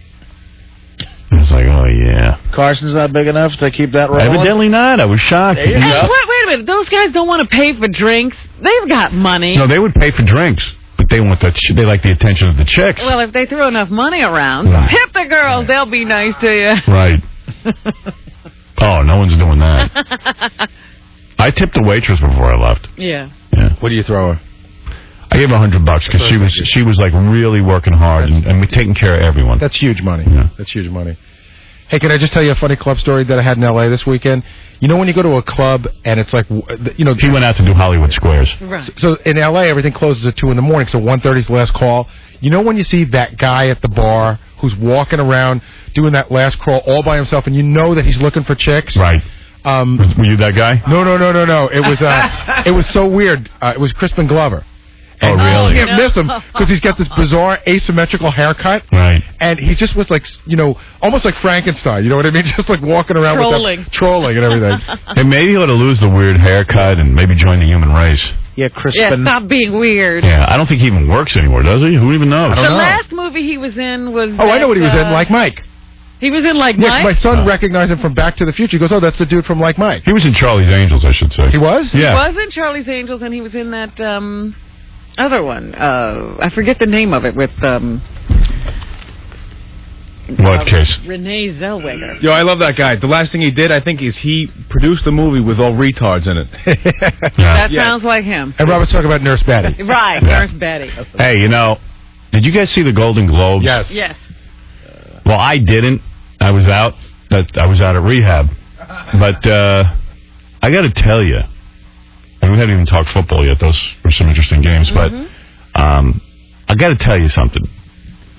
My dad called me up. He goes, "Did you watch the Golden Globes?" I go, "No." He goes crazy from Sharon Stone. He can't stand her. Well, I think she has crossed over. She's truly crazy now. Yeah, he goes, the greatest moment, he says, this Sharon Stone, he goes, she must be insane. I go, what are you talking about, Dad? He goes, they get her up there to present an award. Yeah, she is not winning anything. She's presenting. And he says her whole career is now presenting awards or going to award shows. She doesn't do anything. They even announced that she's making some movie that nobody will ever see. Yeah, and he said for some reason the Golden Globes, they keep cutting to her for her audience reaction over and over again, and she's standing up, she's applauding. Like a retard. Yeah, I mean, but it draws attention. So her whole thing now is being at award shows, Sharon Stone. Right. You don't even know why they put a camera on her, because she hasn't worked in how long? I know, but anyway, he goes, so she gets to present an award. He says, first of all, she walks out there like she's Elizabeth Taylor, like she's like the most important celebrity on the planet. And he says, then she comes out there and she ends up giving this award to Richard Gere, who wins for Best Musical. And Richard Gere goes up on stage, and you can tell that he's really excited because, A, the guy's never won an award before, all his work. And to win for a musical, which is something that he never even expected. I mean, he just couldn't imagine that this project, if you hear him interview. And he didn't even want to do it or whatever, Right. My father says he seems like a pretty intelligent guy because he gets up there, he goes, right away, the Sharon Stone, you know how after you give an award, you step back? Right. She's carrying on with him. She latches onto him. She's standing right there, and he does a great move. He's ignoring her.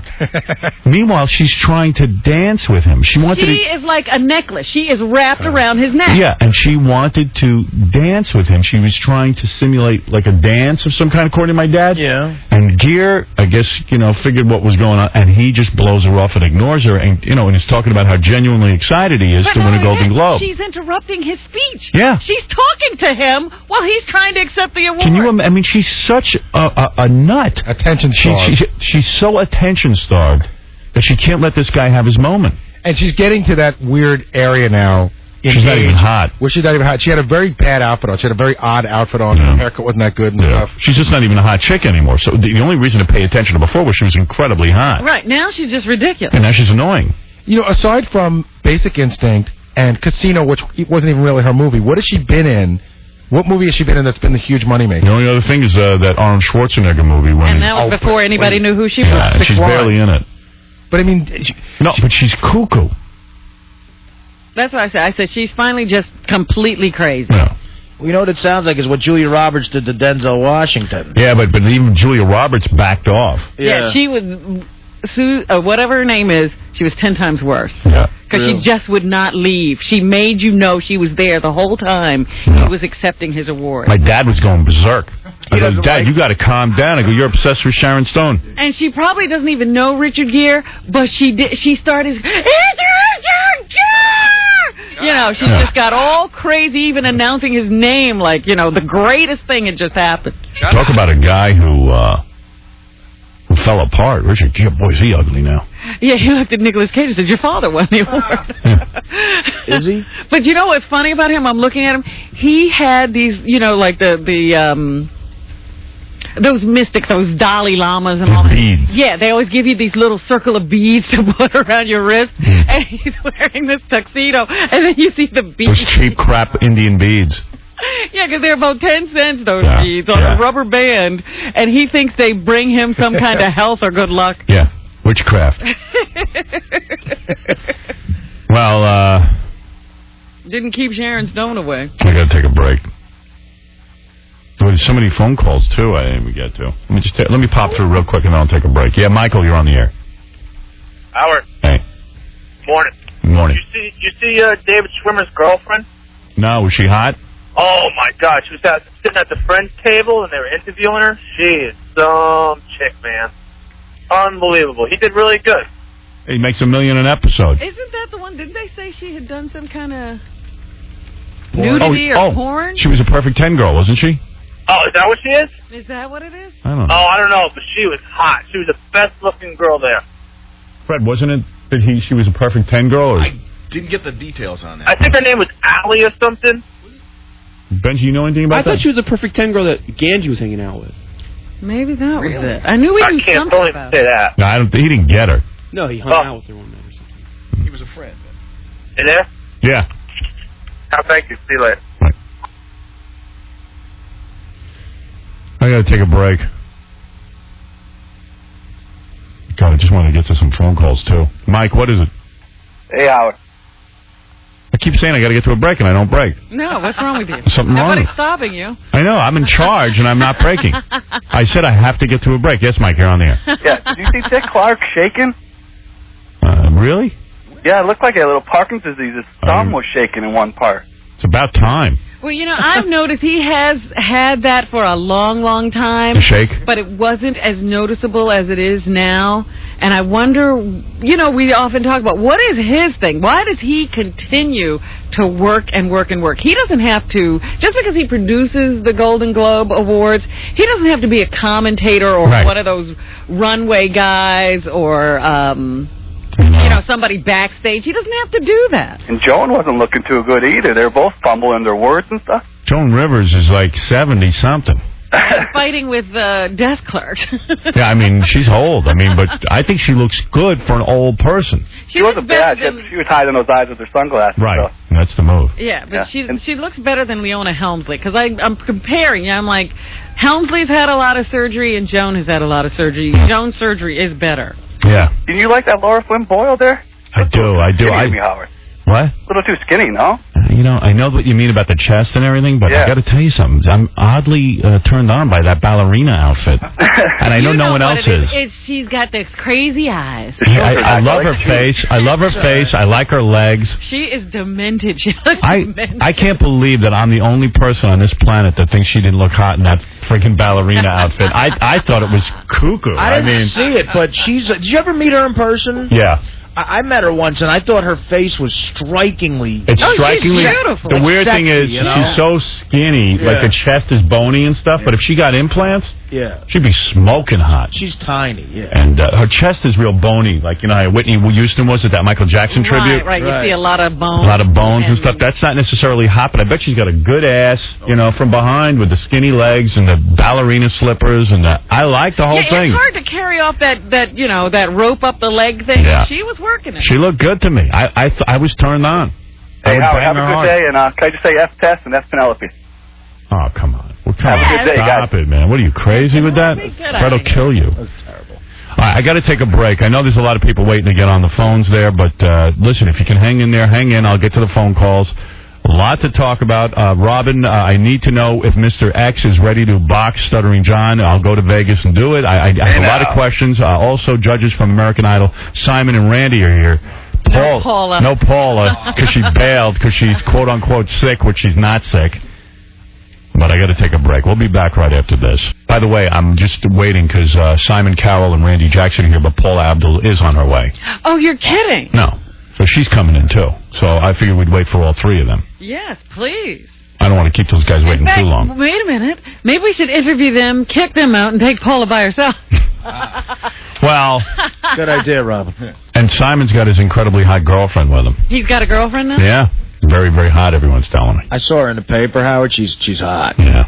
I heard he buys her tons of stuff. If that's the same girl. He did an MTV Cribs. Mm-hmm. And there was this girl in it who he kept saying was the cook. But she certainly didn't look like any chef. That's exactly who it is, Robin. Okay. Yeah. Hey, now. She's some dish, though, Robin. No, I saw her. She's gorgeous. I said, that's no cook. I'm going to try and get her in here, too. And then maybe we'll let some people audition for these dudes. See what they come up with. Speaking of that, so like I was telling you all morning, like Beth is in California. And she went out with Scott and Maya over the weekend. Scott, our old E producer, who went off to do Amazing Race. Yeah, but I guess he's working on a new show now. He is? Yeah. Not The Amazing Race? Not The Amazing Race anymore. Some other show, I guess. I think. I'm not sure. Something like that.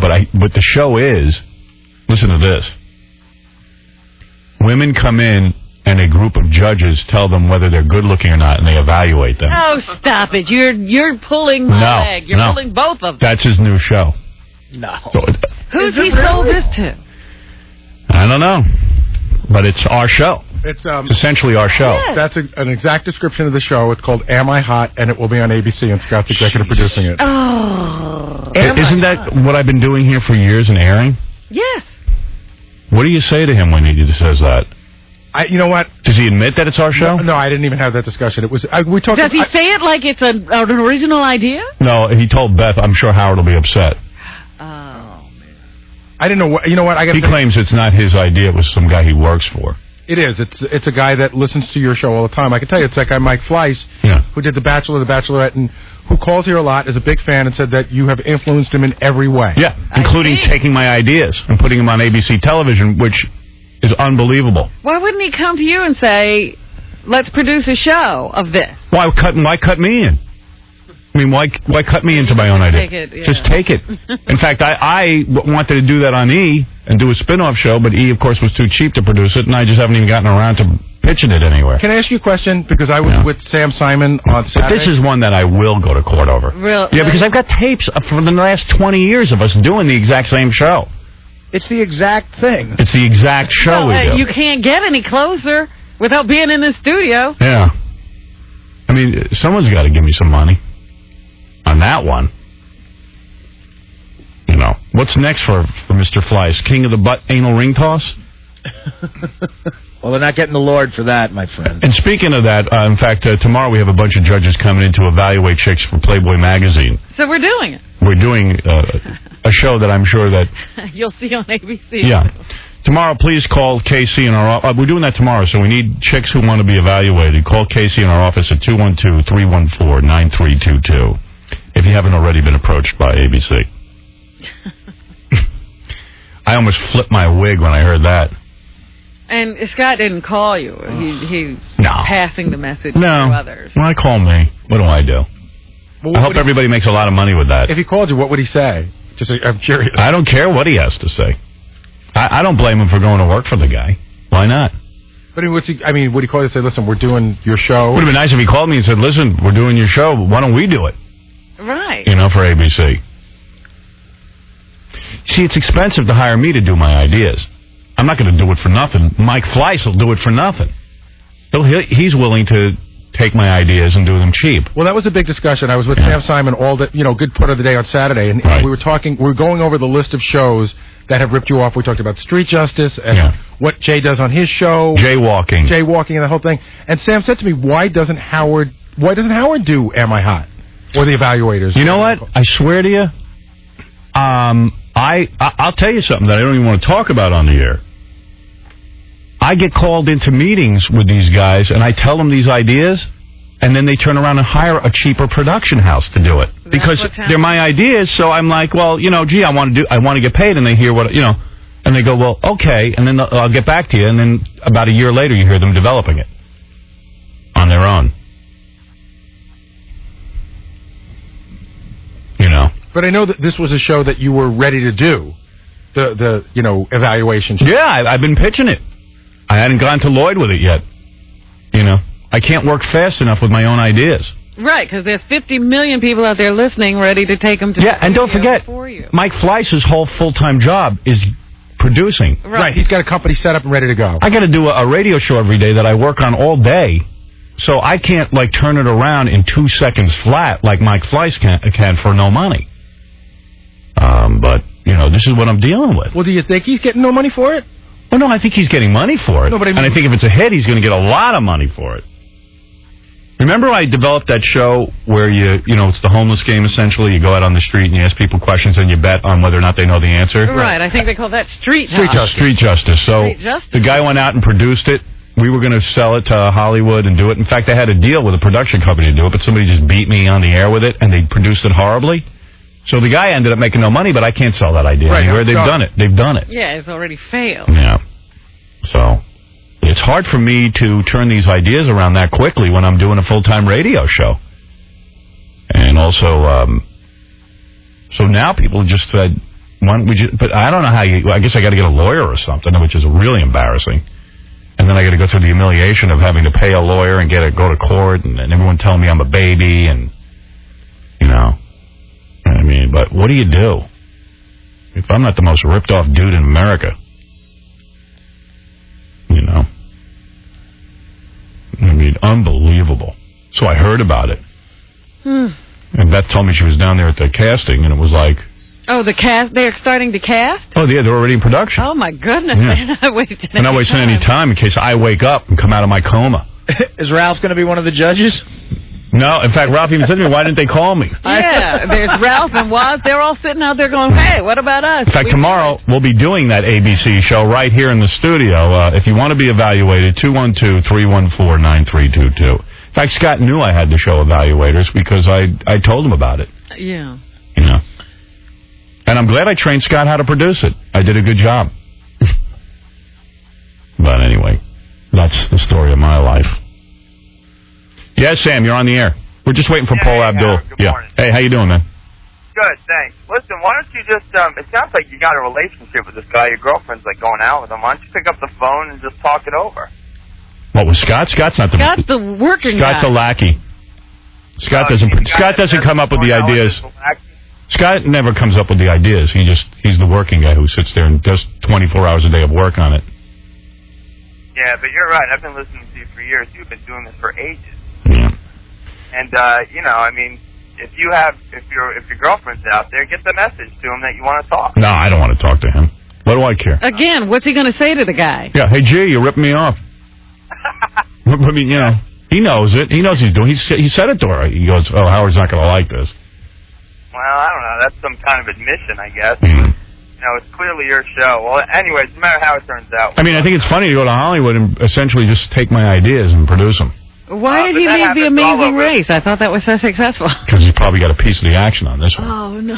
Yeah. Let's go to Jay Blade. Hey, Howard. How you doing? Hey. Good morning. I'm a big fan calling from L.A., first-time caller. Listen, my question is for you, Baba Booey, Artie, whoever wants to answer it. See, I masturbate, but sometimes in the shower with a girl or whatever. And just kind of wondering, it's kind of gross to me to finish, like, I guess on myself or something like that. Just wondering where you finish or anybody else could give me some advice. In the shower, what do you do? He doesn't like. In the shower, you got to drain, dude. Yeah, I know, but I'm saying like that's the problem. It's so gross being a guy. All the time. When I was with myself 3 times this weekend, and every time I keep nice tissues by the bed, and I take care of business like that. You didn't do it in the shower. No, not in the shower. I don't like the shower. Shower makes everything wet, and I don't get friction. I don't like it. I don't like it in water. I don't like to have sex in water. You know. Well, okay, so you're saying just lay some tissues over my stomach or something, or what about you, Artie? Oh, your stomach, dude! Just hold the tissue in your left hand. You know what I use? I use an old shirt a lot. Oh, that's gross. And then I use it up and get rid of it. That's gross. I mean, well, that's gross. That's just disgusting. No, it's not. What's disgusting? Where do you put the shirt when you're done? I put it in, like, I stash it, like, underneath a book. I have a book, Catcher in the Rye. I put it in. John uses a sock. Hey, Howard. Yeah. I'd like to just say what's up to my homies out there in L.A. All right, very good. Your homies are all listening, I'm sure. Yeah. Ryan, what's up? Good morning, Howard, king of all media. Thank this you. is Ryan from Cleveland. Good morning, Robin, everybody. I hope you had a wonderful Martin Luther King Day. I did. These lazy people out there who got the day off. I mean, I don't understand why we don't have a day off for, like... What do you do? George Washington's Day or something. You know, you do have President's Day, you dope. You do have George Washington's birthday off. Oh, do we really? Well, why don't we have a Heeb Day or something where Heebs get the day off or something? Heeb Day. I'm for that. There's Rosh Hashanah. Yeah, there is a Heeb Day. Like, you deserve another day off. Like, you don't take 1,000,000 days off a year. I mean, people say that all the time. Like, I don't feel like I get a lot of time off, dude. Like everybody's off more than we are. Yeah, dude, I know tons of people off way more than me. I mean, seriously, Howard, like, the show isn't everybody's life. We turn the radio on, and then we got to hear reruns of Jackie. You know what I mean? Which is better than Artie, that fat pig you got sitting in there that offers nothing to that show. Ryan from Cleveland always gets... Come on. No, but he always gets around to calling me a fat pig. Ryan from Cleveland. All right, thank you, Ryan. Cheers. Hey, all right, so... after we speak to the people from American Idol, I want to talk to you about boxing, Mr. X and John. But American Idol, I guess, premieres tonight at 8 o'clock. Yes. On Fox. Back on Fox. So here is the stars of American Idol: Simon Cowell, the mean dude; Randy Jackson, the black dude; and Paula Abdul.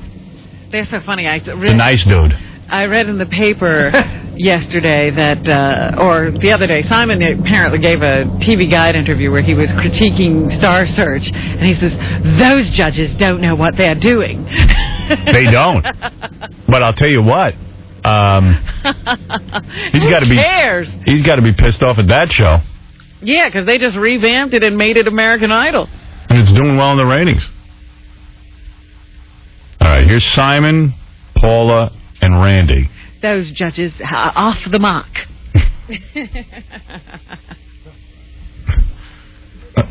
Hey, Simon, how you doing? Good to see you. Hey, Simon, don't apologize. It's not you. It's the rest of them. Here comes Randy and Paula. How are you, Simon? They're taking their time. I want to see your hot girlfriend. Bring her in. I will bring her in. I want to see what you're banging. Paula, all decked out, too. Looking good. Hey, Randy, how are you? Come on in and sit down. Everybody relax. I'm not sure about this shadow. Paula, what's that, a see-through shirt? Look at that. Man, look at that Abdul. You look hot. She's all right. Yeah, you look Simon, hot, baby. nobody's going to be looking at you. No one's looking at you, brother. Not in this room, anyway. I never said that on TV, guys. You didn't? No. All right, so I misquoted you. You misquoted me. Randy, good to have you here. How are you, Robin? Thank you, man. And Paula, good to have you here. Thank you. He's manning and duding already. You know what I'm saying? It's how I live. What did I say about Randy? I think I pointed out early on the one phrase that you always used over and over again. What was the phrase that Randy always used? You're doing your thing, dude. You're doing your thing. Man. You're doing your thing, dude. You did your thing. And yes, and the three names. Howard. Will you change this season because of the success? Will you become more acerbic like Simon? Will you try to change your act, or will you stay the same? A little nastier even as the show went on. You know what I'm saying. See, she knows me.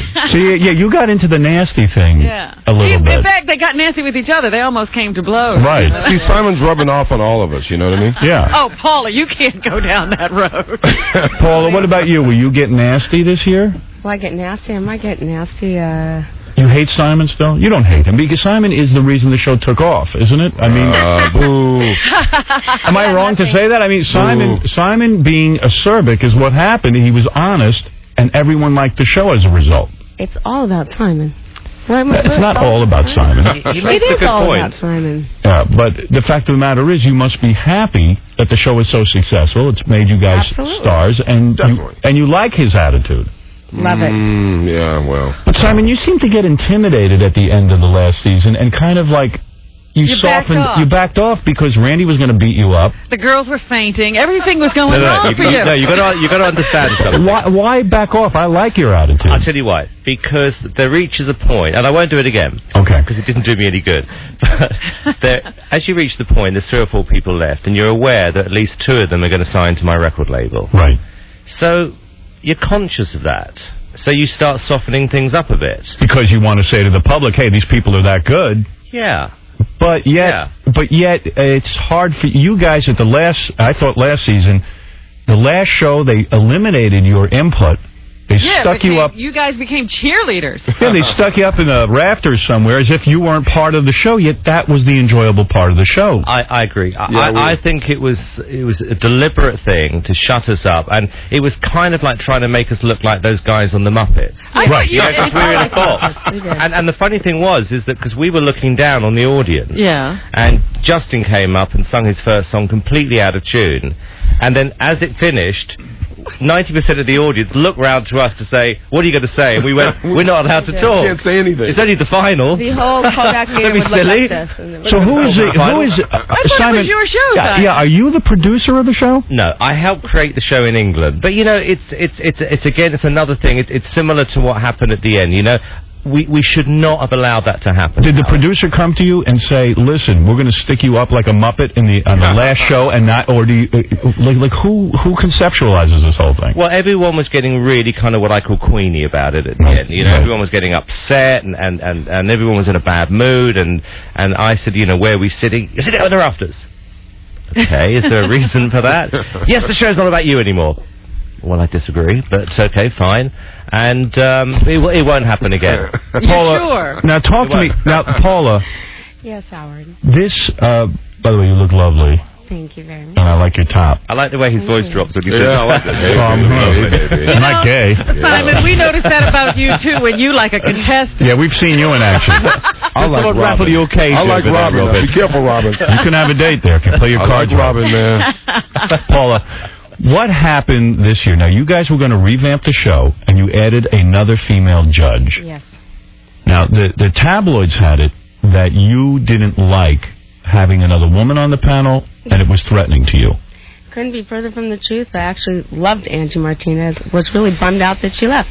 Why did she leave? Because Simon got rid of her? Simon felt that the chemistry wasn't working with 4 judges, and he couldn't get next to me enough and attack me enough and make fun of me and tease me enough, so one other girl would just take things away. And that's the official lie. Is that really? That's a lie, right, Simon? Well, I mean, look, it was a number of things. Was Paula jealous of Angie's? I will say in Paula's defense, she was more upset than I was or Randy was. I thought it was a good thing that she left. And she was genuinely upset. Paula was? Yeah, genuinely. And Randy, how did you feel? So Paula about is lying to... Oh, she was genuinely upset that she left. Yeah. Oh, really? All right, so Paula's telling the truth. Yeah. She is telling the truth. Look at Howard. You don't believe me? No, I believe you. I believe you. I believe you. No, I'm just trying to get to the bottom of it. She just didn't like doing it. She said that she could not tell somebody something negative about their singing. Partly that. I don't think she was happy. I don't think the chemistry worked out particularly well. It's really difficult when you come into a season that was so successful and you come in, you don't know anything about judging or how it all works. She said that she hadn't watched really hardly any shows, so she comes into this dysfunctional, arena. Why not watch a tape of the show? I mean, but you know what it is. I think, listen, if you're out there promoting your own record, and somebody walks in and says, "Oh my God," it happened a couple times. "I love you. Your record is hot. I think you're dope. You're cool." Right. They get up there and sing and say, "You know what? It wasn't very good. I think you suck." What happens all the time? I think you suck, and we take this, because we have really thick skin. But, I mean, because we're still working in the industry as well. But, I mean, I think it was a little hard for her, I think. Isn't this the greatest gig in the world, though? You sit there and judge other people singing, and you get paid. Yeah. Now, is the pay scale different? Simon, you get $2 million. What does Paula get? Really? Paula, what do you get? Wow. Well, Simon, you do get $2 million. $2 million? Does he really? Why is this a sore spot with you? This is the new Simon. You're going to talk about everything. What did you get on Hollywood Squares, too? I want to know. Yeah, I want to know, too. I want to know, too. Yeah, you didn't give that to charity. Yeah, come on. I can't picture you doing that. Well, doesn't like it. Don't you love these shows where they say give the money to charity? You're like, hey, I could use the money. I'm a charity. Yeah, I'm not giving any charity. I'll give to charity. Pay me, and I'll give to charity what I want to give to charity. I'm with you. Did you give your donation to charity from Hollywood Squares? No. Are you supposed to? I think so. Simon hadn't heard. Yeah, I'm going to sit there all day long and go, yeah, right. Did you hate doing Hollywood Squares? Is it the most boring, insipid show? I found it awkward. It was awkward. It was awkward. Did you say their jokes if they vote for you? No. You didn't? What did they do? Well, I just said, they're not funny. They didn't sit 3 of you in one square. No. See, I thought Simon did really well. We do things alone. Why did Simon do well? Yeah, come on. Because it was sort of awkward, and because Simon wasn't playing the game. I thought he was very real. He just said what he felt like saying. He didn't seem... I'm trying to think of... I thought he was great because he wasn't very prepared. He just decided to come in as Simon and just do what he does. But talk to me about this pay difference. In other words, so are you the star of the show? Are Paula and Randy not as... well paid as you? Yeah, I like Howard. Howard, you're doing your thing. Well, today, let's be honest. Thank you.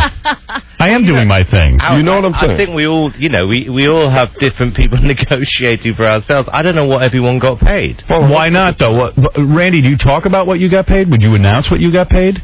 No, it's too much. Is it too much, but it's less than what Simon gets? I don't know. I'm just shocked today that he's getting $2 million. I didn't know that. You read that, I'm sure. I heard. And what happens when someone goes and negotiates? You say, "Hey, I want I want the same. I want parity, don't you?" Exactly. What did Randy and Paula get? Paula, I think I'm the only one who never discusses what I make. Are you happy with what you're making? I'm fine with what I'm making. Does it bother you if Simon gets more than you? I hope Simon gets all the money in the world. That's what makes him happy. It does, actually. No, it does. Paula, you're a wealthy woman from all of your album sales, from touring and all that stuff.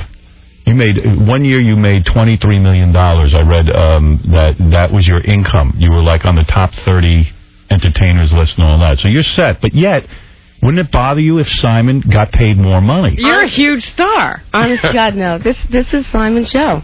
I'm a visitor who's having fun doing what I do on the show. It's not really. It's not about that. You know what's interesting? I saw a metamorphosis with you, Paula. when the show first started, I had the feeling when you got hired to do it, you probably were reluctant. You didn't even want to do it. In fact, in a lot of the early tapes, I saw you didn't even put any makeup on. You were just sitting there. You were like not even interested on how you look because you figured. She disguised herself. Because I think you thought that this was going to be like on cable somewhere. Late night cable. And suddenly, when the show took off, you started dolling herself. You dolled yourself up. I thought. I mean, it was unbelievable. So, am I correct in my analysis of this? Kind of. Yeah. I mean, he caught you. I mean, saw the change. Yeah, there was an absolute change. I mean, it became big. Oh my God! You know, during every city, there were different hair and makeup people, and sometimes I just said, I'll just do it myself, which was the biggest mistake of life. And when Simon would ridicule you and say you hired a joke writer, was it true you hired a joke writer at the end of the last season? The same one that he hired. Does he have a joke? Do you have a joke writer? Yeah, right. You would never use a joke writer. Oh, never. You reckon I would use a joke writer? Oh, never. No, seriously, would I? Paula, did you hire a joke writer? Randy and I aren't going to say anything. So is it Randy and Paula versus Simon again, or we? Oh, it's all love here. No, it's all love. It's all of us against each other. Randy, what's your story? You married or what? Yeah.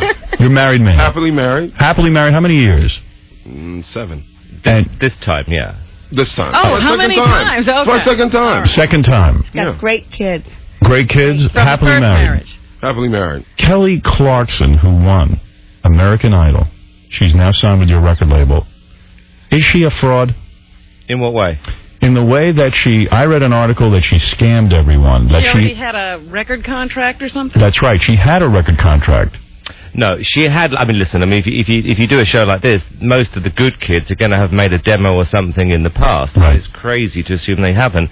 She made some demos, and I don't know the whole story. I think what's happened is, I mean, the timing's a bit weird because she's on national TV. Everyone knew about her for at least 10 weeks. Right. The guy didn't, say anything, and suddenly after she signs the deal, he said, "Oh, she made some demos for us."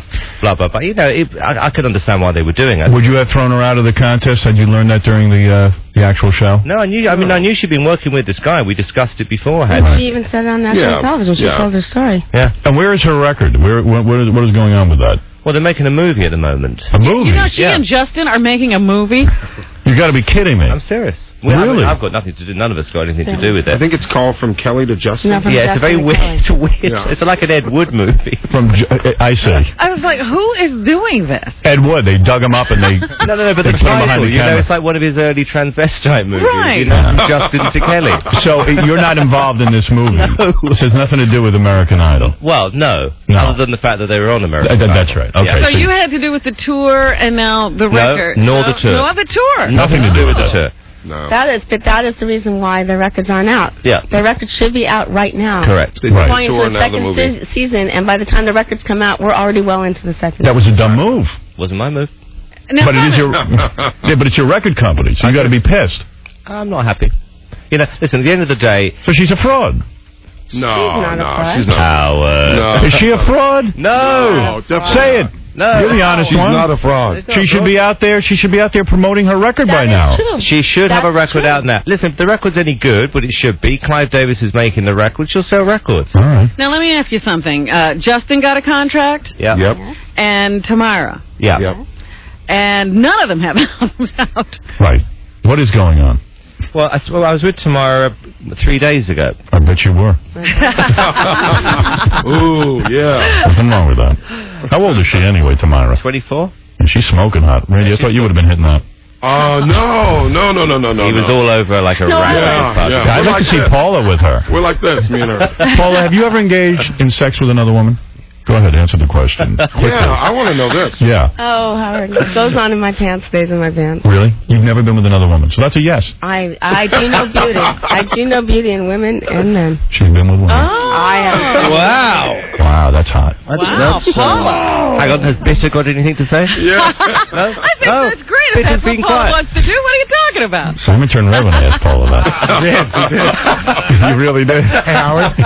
Yeah. I don't want to rush it, but these guys got to be out soon. Oh, But a couple of people do want to audition. I do want to ask one question, also, though. yes. Did you guys think that Dunkelman leaving was stupid on his part? Of course. No. I think it was a really smart career move. Because he's going places. You know, the final gets 28 million. Go back to stand-up comedy. Oh, come on. Dunkelman's doing what he wants to do. Well, let me ask you a question. Did you guys see his Tonight Show appearance? I actually did not. You liked it, didn't you? You should have liked it. It was horrible. What? Seriously, as a stand-up comic, it was not strong, right? So why not stick with the show? I said to him, why not stick with the show? Did you fire him or did you offer him a job?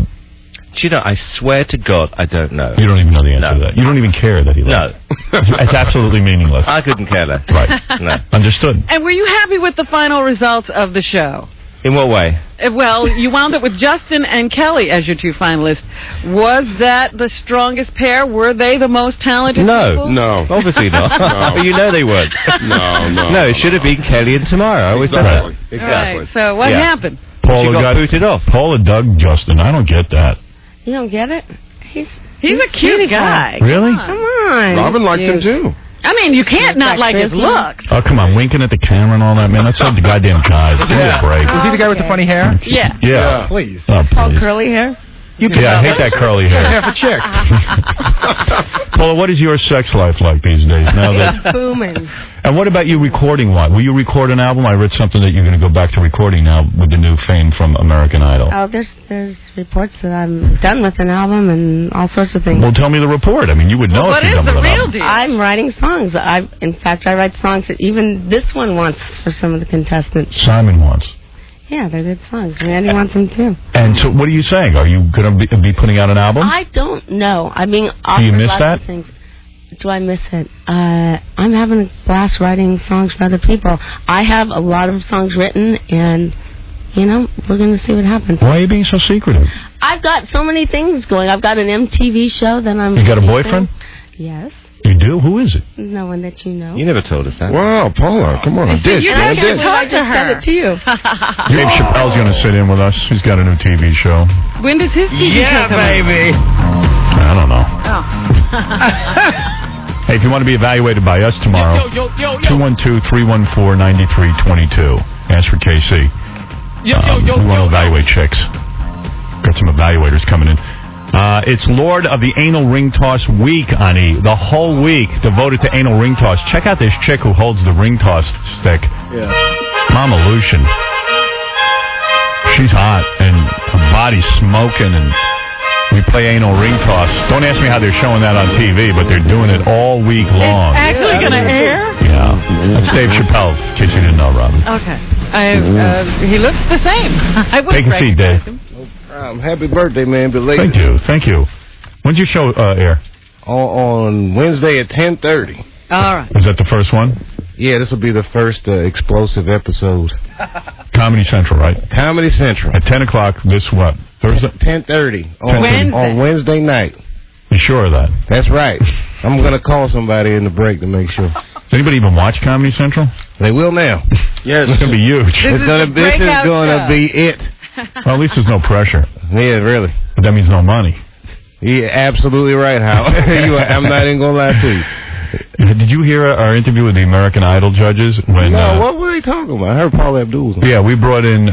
Paula Abdul looks great, by the way. She's little. She's little. Very little, but she looked hot, we all agreed, right? Yeah, she looked great. Absolutely. So it's not just smoke and mirrors. She's the real... No, it's you know how they always said like they stretch her body electronically to make her look good and everything? Mm. But no, it must be to make her taller. Yeah. She's short, but she was wearing a see-through top, and like you could see her belly and stuff, and it was tight. They said they stretch her body. Remember she made that video for Straight Up, and they said that they... Oh, years ago, yeah. Oh, and they said they stretched it. Her body was stretched a little on there, right? Yeah. I think she was heavier years ago. But I thought she was very attractive. Oh, beautiful. Sexy as hell, man. Yeah. Sweet. She was all right. She had a dog with her? No. That was Simon. That was Simon. The English guy. I like that guy. I like the English guy. He's the so British fun. bad guy with the dog. Yeah, it's good. Had some smoking girlfriend, too. Yeah. She sounded like Michael Caine, though, if you noticed. Yeah, she had a raspy voice. Very deep English voice. But she was hot. She was, very hot. You need to see her. You would not kick her out of bed. Yeah, she's exotic looking. Check her out. But what was so cool is we brought in this guy who sold 8 million records from the band Saliva, the lead singer. I just met him on my way in. Yeah, he's a real good guy. You know the song Hero? And a hero is the Spider-Man song. The Spider-Man song. So he sold 8 million records. He's got like 3 Grammys and 3 Grammy nominations, an American Music Award. And they told him basically he sucked. They didn't know he was, you know. And he had just met them on the red carpet the other day. Yeah. He goes, listen, Paula Abdul is going to recognize me because we hung out totally on the red carpet, and, you know, she knows me. Gary goes, no way, that chick's so self-absorbed. She's not even going to remember meeting you. And sure enough, he goes, well, Gary goes, well, maybe you better wear a hat. And then he said, you know, you're not even going to need it. She's not going to recognize you. Meanwhile, the guy's pierced all over his face. Right, I mean, he's an unusual-looking guy. Yeah, that's a guy you would remember. He looked like Pinhead from Hellraiser. Yeah, I don't know. So that was kind of fun. Yeah. I like doing that. That was cool. I got a bunch of stuff to talk about. Yesterday was Martin Luther King Day. Happy birthday. Which I loved. How did you celebrate, Dave? By not working.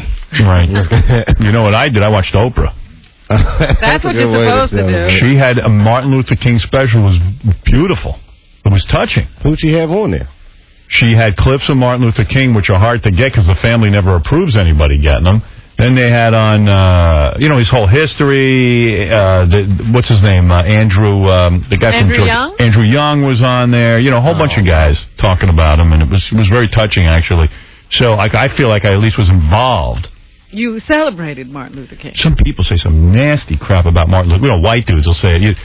You don't get to hear it, Dave, because you're black. But when your back is turned, this is what they say. Unless they say it too loud. I know. What did you hear yesterday? I had a cab driver, and he said, on Sunday night, and he said, you guys working tomorrow? And I said, no, we got the day off for Martin Luther King's birthday. He goes, at least he was good for something. I'll give you the worst one ever. Worst one ever. This guy I knew. He was a cop in California. Go ahead. Okay.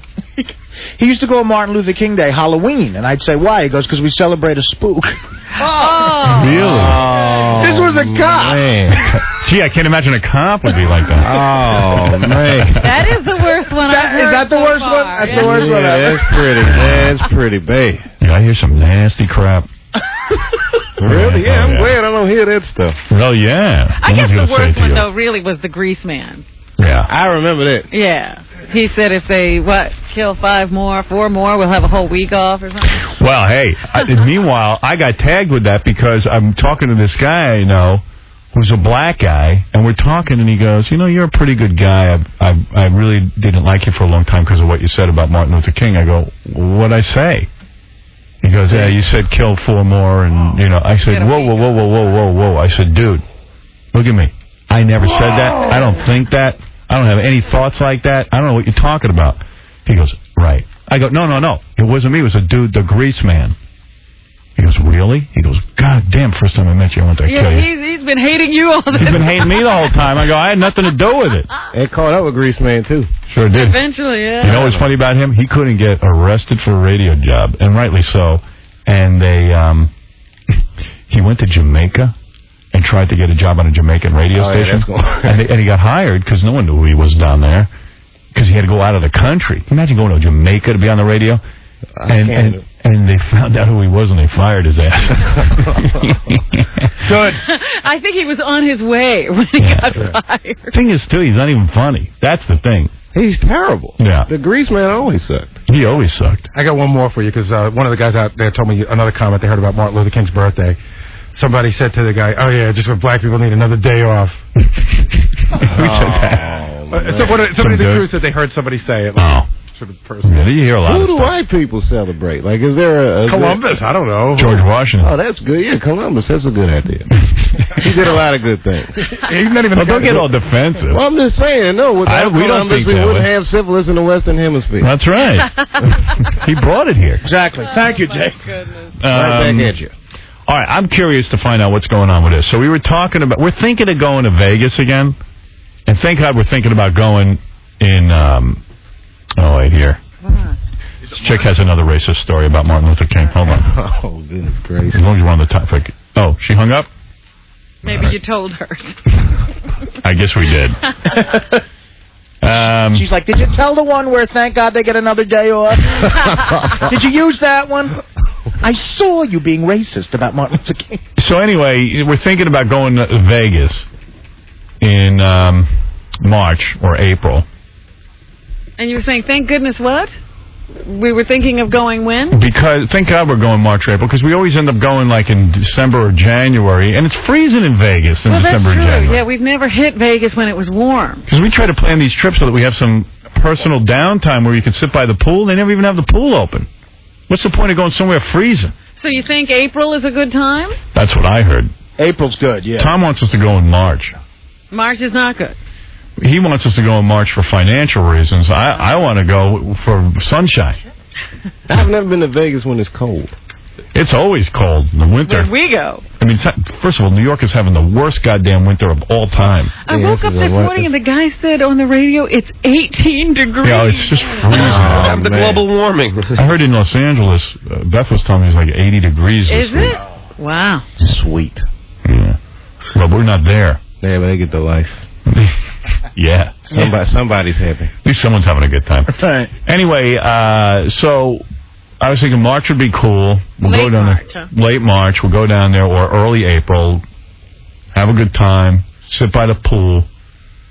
And I was trying to think of stuff we'd do, but then when John was saying how pissed he was at your boyfriend, Robin.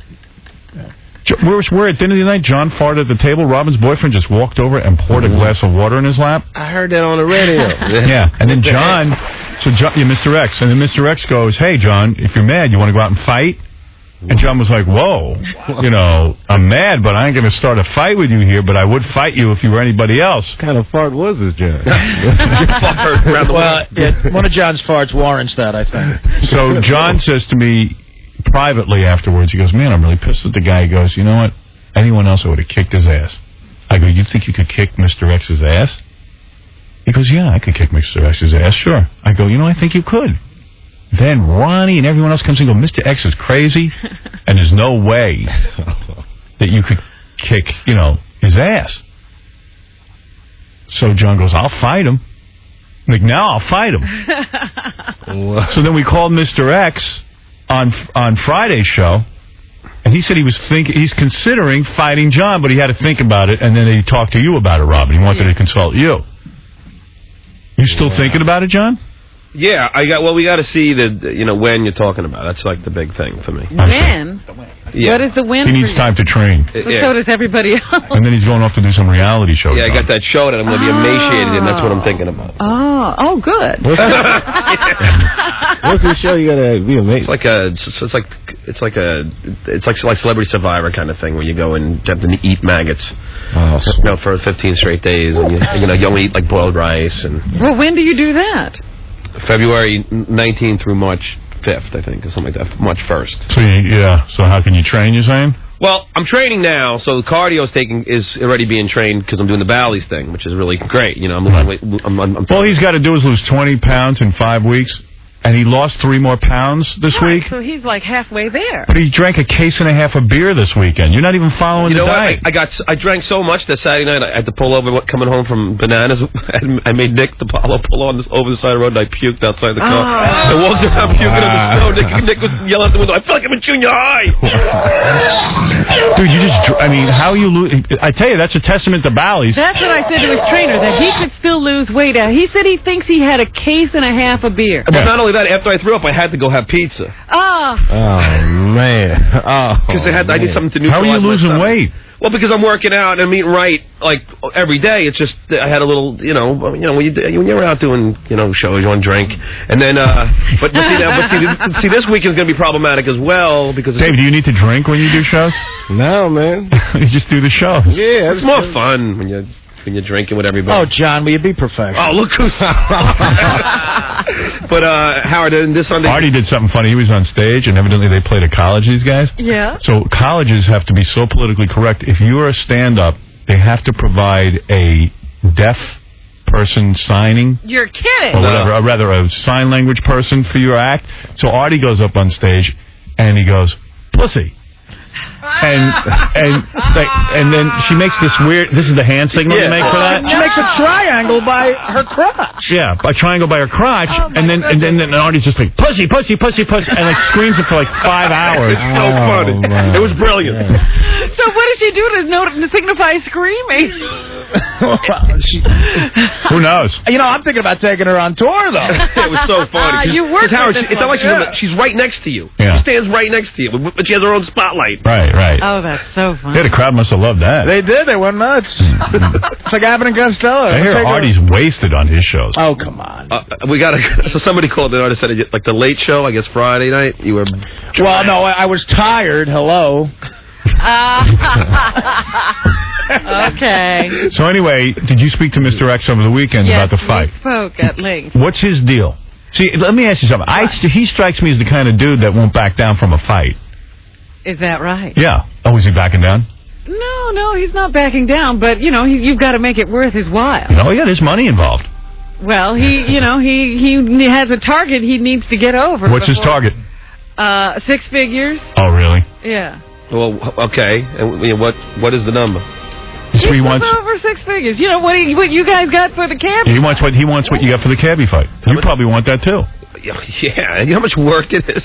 I know it's a lot of money. No. I'm saying maybe we could. My whole life for 2 months. Really? It's like I got that spar. I get my head and he kicked has to too. Right. I've convinced him now. But he's up he for really it. Should change. He's up for it if we can get that same purse. He would say yes, and he would do the whole thing for the right amount of money. Right. There's a venue in Vegas where Holyfield and Tyson have fought 3 times. It's UNLV plays their home games there. It's about 20,000 people. They've done major fights there. Well, I'm going to talk to Tom today. And I think that this fight's big enough. I think it's big. I'm definitely going to come to this. You already have celebrities in the audience. That's right. I'll be ringside. All right, let me see if I can get his price met. I don't know that I can. What happened to all the love he had from you, Robin? He loves you. And in fact, he said he does not want to hurt you. But doesn't he have to? But he will. He will for the right price. All right, that's interesting. We might have a fight. You see, so there was some anger there. Oh, here we go. He doesn't like you. You were the one who started it. I farted. It accidentally came out. He went home. He didn't say anything about professionally fighting you. He only said, I can't believe his reaction. No, wait. After the water, I said, I was really pissed off, and I said something like, right Mr. like X. this? No, right now I said, X, if you weren't a friend, if this was just somebody else, I would punch him in the face. And then he goes, come on, let's go, I'm ready. Yeah, he said, come on, if you're that upset and you want to fight, let's go. Yeah, so he was like, but see, he was doing you a favor because he wanted you to work it out. Isn't that a weird reaction? This is going to be great. I mean, but you did fart at the dinner table. No, it was after everyone got done. Thank you, Dave. I take responsibility for gross, man. So you're going to fight him for the right money? Yeah, and if I win, I swear to God, I'm going to have beans before the fight, and if I win, I'm going to stand right over him and blast in his face. Well, then you'd better tell him that. Oh, that's going to be great. Yeah, raise the stakes like the winner gets to do something to the loser. Well, he just told you what he's going to do. What if Mr. X wins? He's going to rape you. What he wants to do. Pour water on me. What is it, Dominic? Early odds, Mr. X favorite 2-1. Well, how do you know that? How do you know? I love that. You're not an Let me odds. tell you why. Mr. X is really tough. He's strong. He's muscular. His background. Is he muscular? Before. He's a very strong man. He is? Really is. Damn, I was thinking John could beat him, but... You know what, Dominic? You know what, Dominic? You bet against me last time, too. Dominic, me and Rob are going to bet you because we need $3,000 by Christmas. I paid you guys. I know, it's Christmas. I want an announcement. All bets have been paid. Finally. I'll tell you what, I think John's going to win. Well, I'll tell you this. I think John's nuts. This time, because Mr. X is in better shape than Cabby, it means I got to train. Mr. X doesn't want to lose. He's not a loser. He doesn't go in to lose. I know. See. Wow. And you see, this could be interesting. You can't carry heat in the ring, Robin. Yes, you can. Man, if John beats Mr. X, will there be tension at work? No. Yes. Yeah, see, that's what I'm worried about, too, Howard, because she already is not looking at me in the face all morning. What are you talking about? I could tell already that you're a little bit mad at me. Mad for what? You haven't done anything. Yeah. He did fart at the dinner table. I hate to bring it up. Yeah. It's pretty harsh. He hasn't done any more than usual, let me say. What's your lead-in on this Comedy Central? What, my lead? Oh, South Park, man. I'm killing it. Oh, that's good. Yeah, that's the best they got. What kind of rating do they get? Do they get a 6? I like a 2, something. South Park's a big hit with it, too. Yeah. All you got to do is hold on to that. Yeah, if I can hold the audience, I'll be happy. And I think I got a show that can hold that audience. Okay, good. I got it. I'm gonna get my 2. You stop with that 6, man, because you start talking 6, then they're going to be disappointed with it. He's already looking for a network gig. I'm like, come on, Comedy Central. Yeah, brother, just hold on to half of South Park. Get a 1, you're going to be in business. That's right. Well, 1, here I come. Well, I got a lot of expectations. Yeah, I think so. Okay. Here I come. Tomorrow night on Comedy Central at 10:30 in Chappelle's show. It's called Chappelle's Show. All right, we got to take a break. We got a ton of stuff to get to. We'll do a little news for you, and we're going to take a bunch of phone calls. And you know what? I haven't gotten to anything, so we'll get to all this material sitting in front of me, email included, right after the what's up, news. Kangaroo Jack is the #1 movie. Can you believe that? Kangaroo Jack got the worst reviews in the world, but it's a classic case of they went and they marketed this thing, they advertised it everywhere. Everyone's kids were like, I got to see Kangaroo Jack. Meanwhile, the kids don't even like it necessarily, but because there were so many cool TV commercials, they just were in a panic to see Kangaroo Jack. I was shocked. I passed on that movie. Really? You did?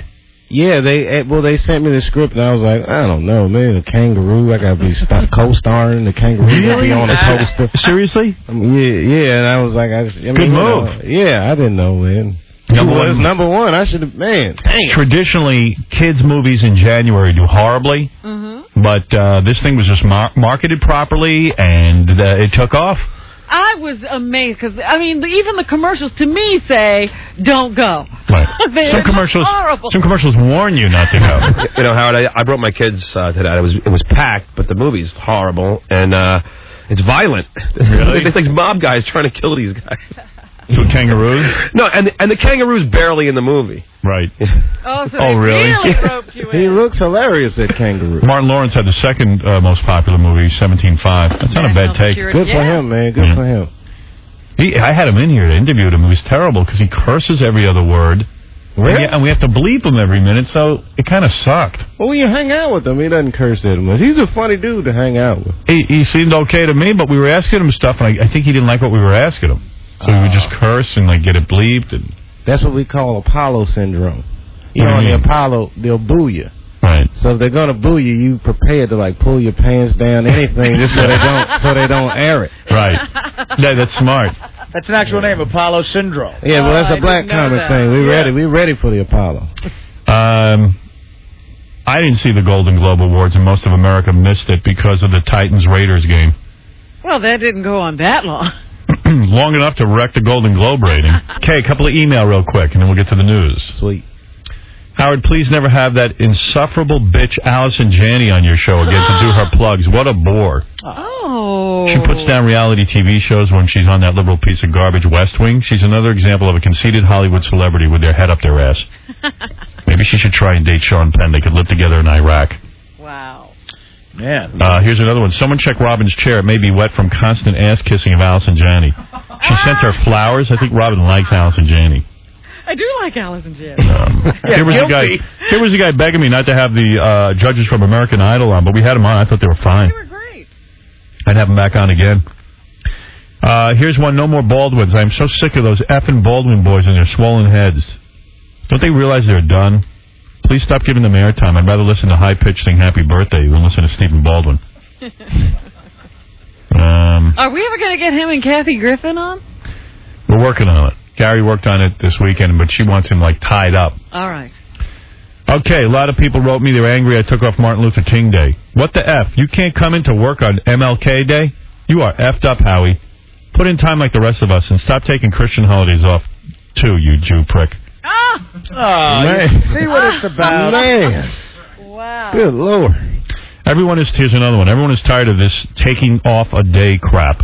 Don't try and use Robin's monkey ass as an excuse to take off on MLK Day. White people hate when they got... Oh, you mean you're taking it off because of me? Yeah. Like you forced me. That's courteous, though. You about to talk about white people? Huh? White people? Hey, I'm just saying, man. Come on, man. Everybody get a day off. Yeah, why would you be mad? Yeah, everybody gets a day off. Yeah. Pissed off. You bunch of hypocrites. Unless you spent the MLK observance doing something to honor Martin Luther King, you dishonor his memory. Just taking the day off as a holiday is a joke. I didn't fight anybody. Exactly. It was a non-violent day. I had a dream last night. There's a guy who says, I don't... took a nap and had a dream. There's a guy who says, I don't trust Artie. That fat bastard Artie bet on the Eagles on Sunday. I know it. I did not. I have a hard time believing that. I'm going to announce this wholeheartedly. I did not bet on the Eagles. I am scared of Philadelphia fans. Thanks, Artie, you goddamn mush. I did not bet on the Eagles. Here's a bunch of high-pitch Eric makes you sick. Here's a question. I want to know if I ever dated Amy Lynn before I met Beth.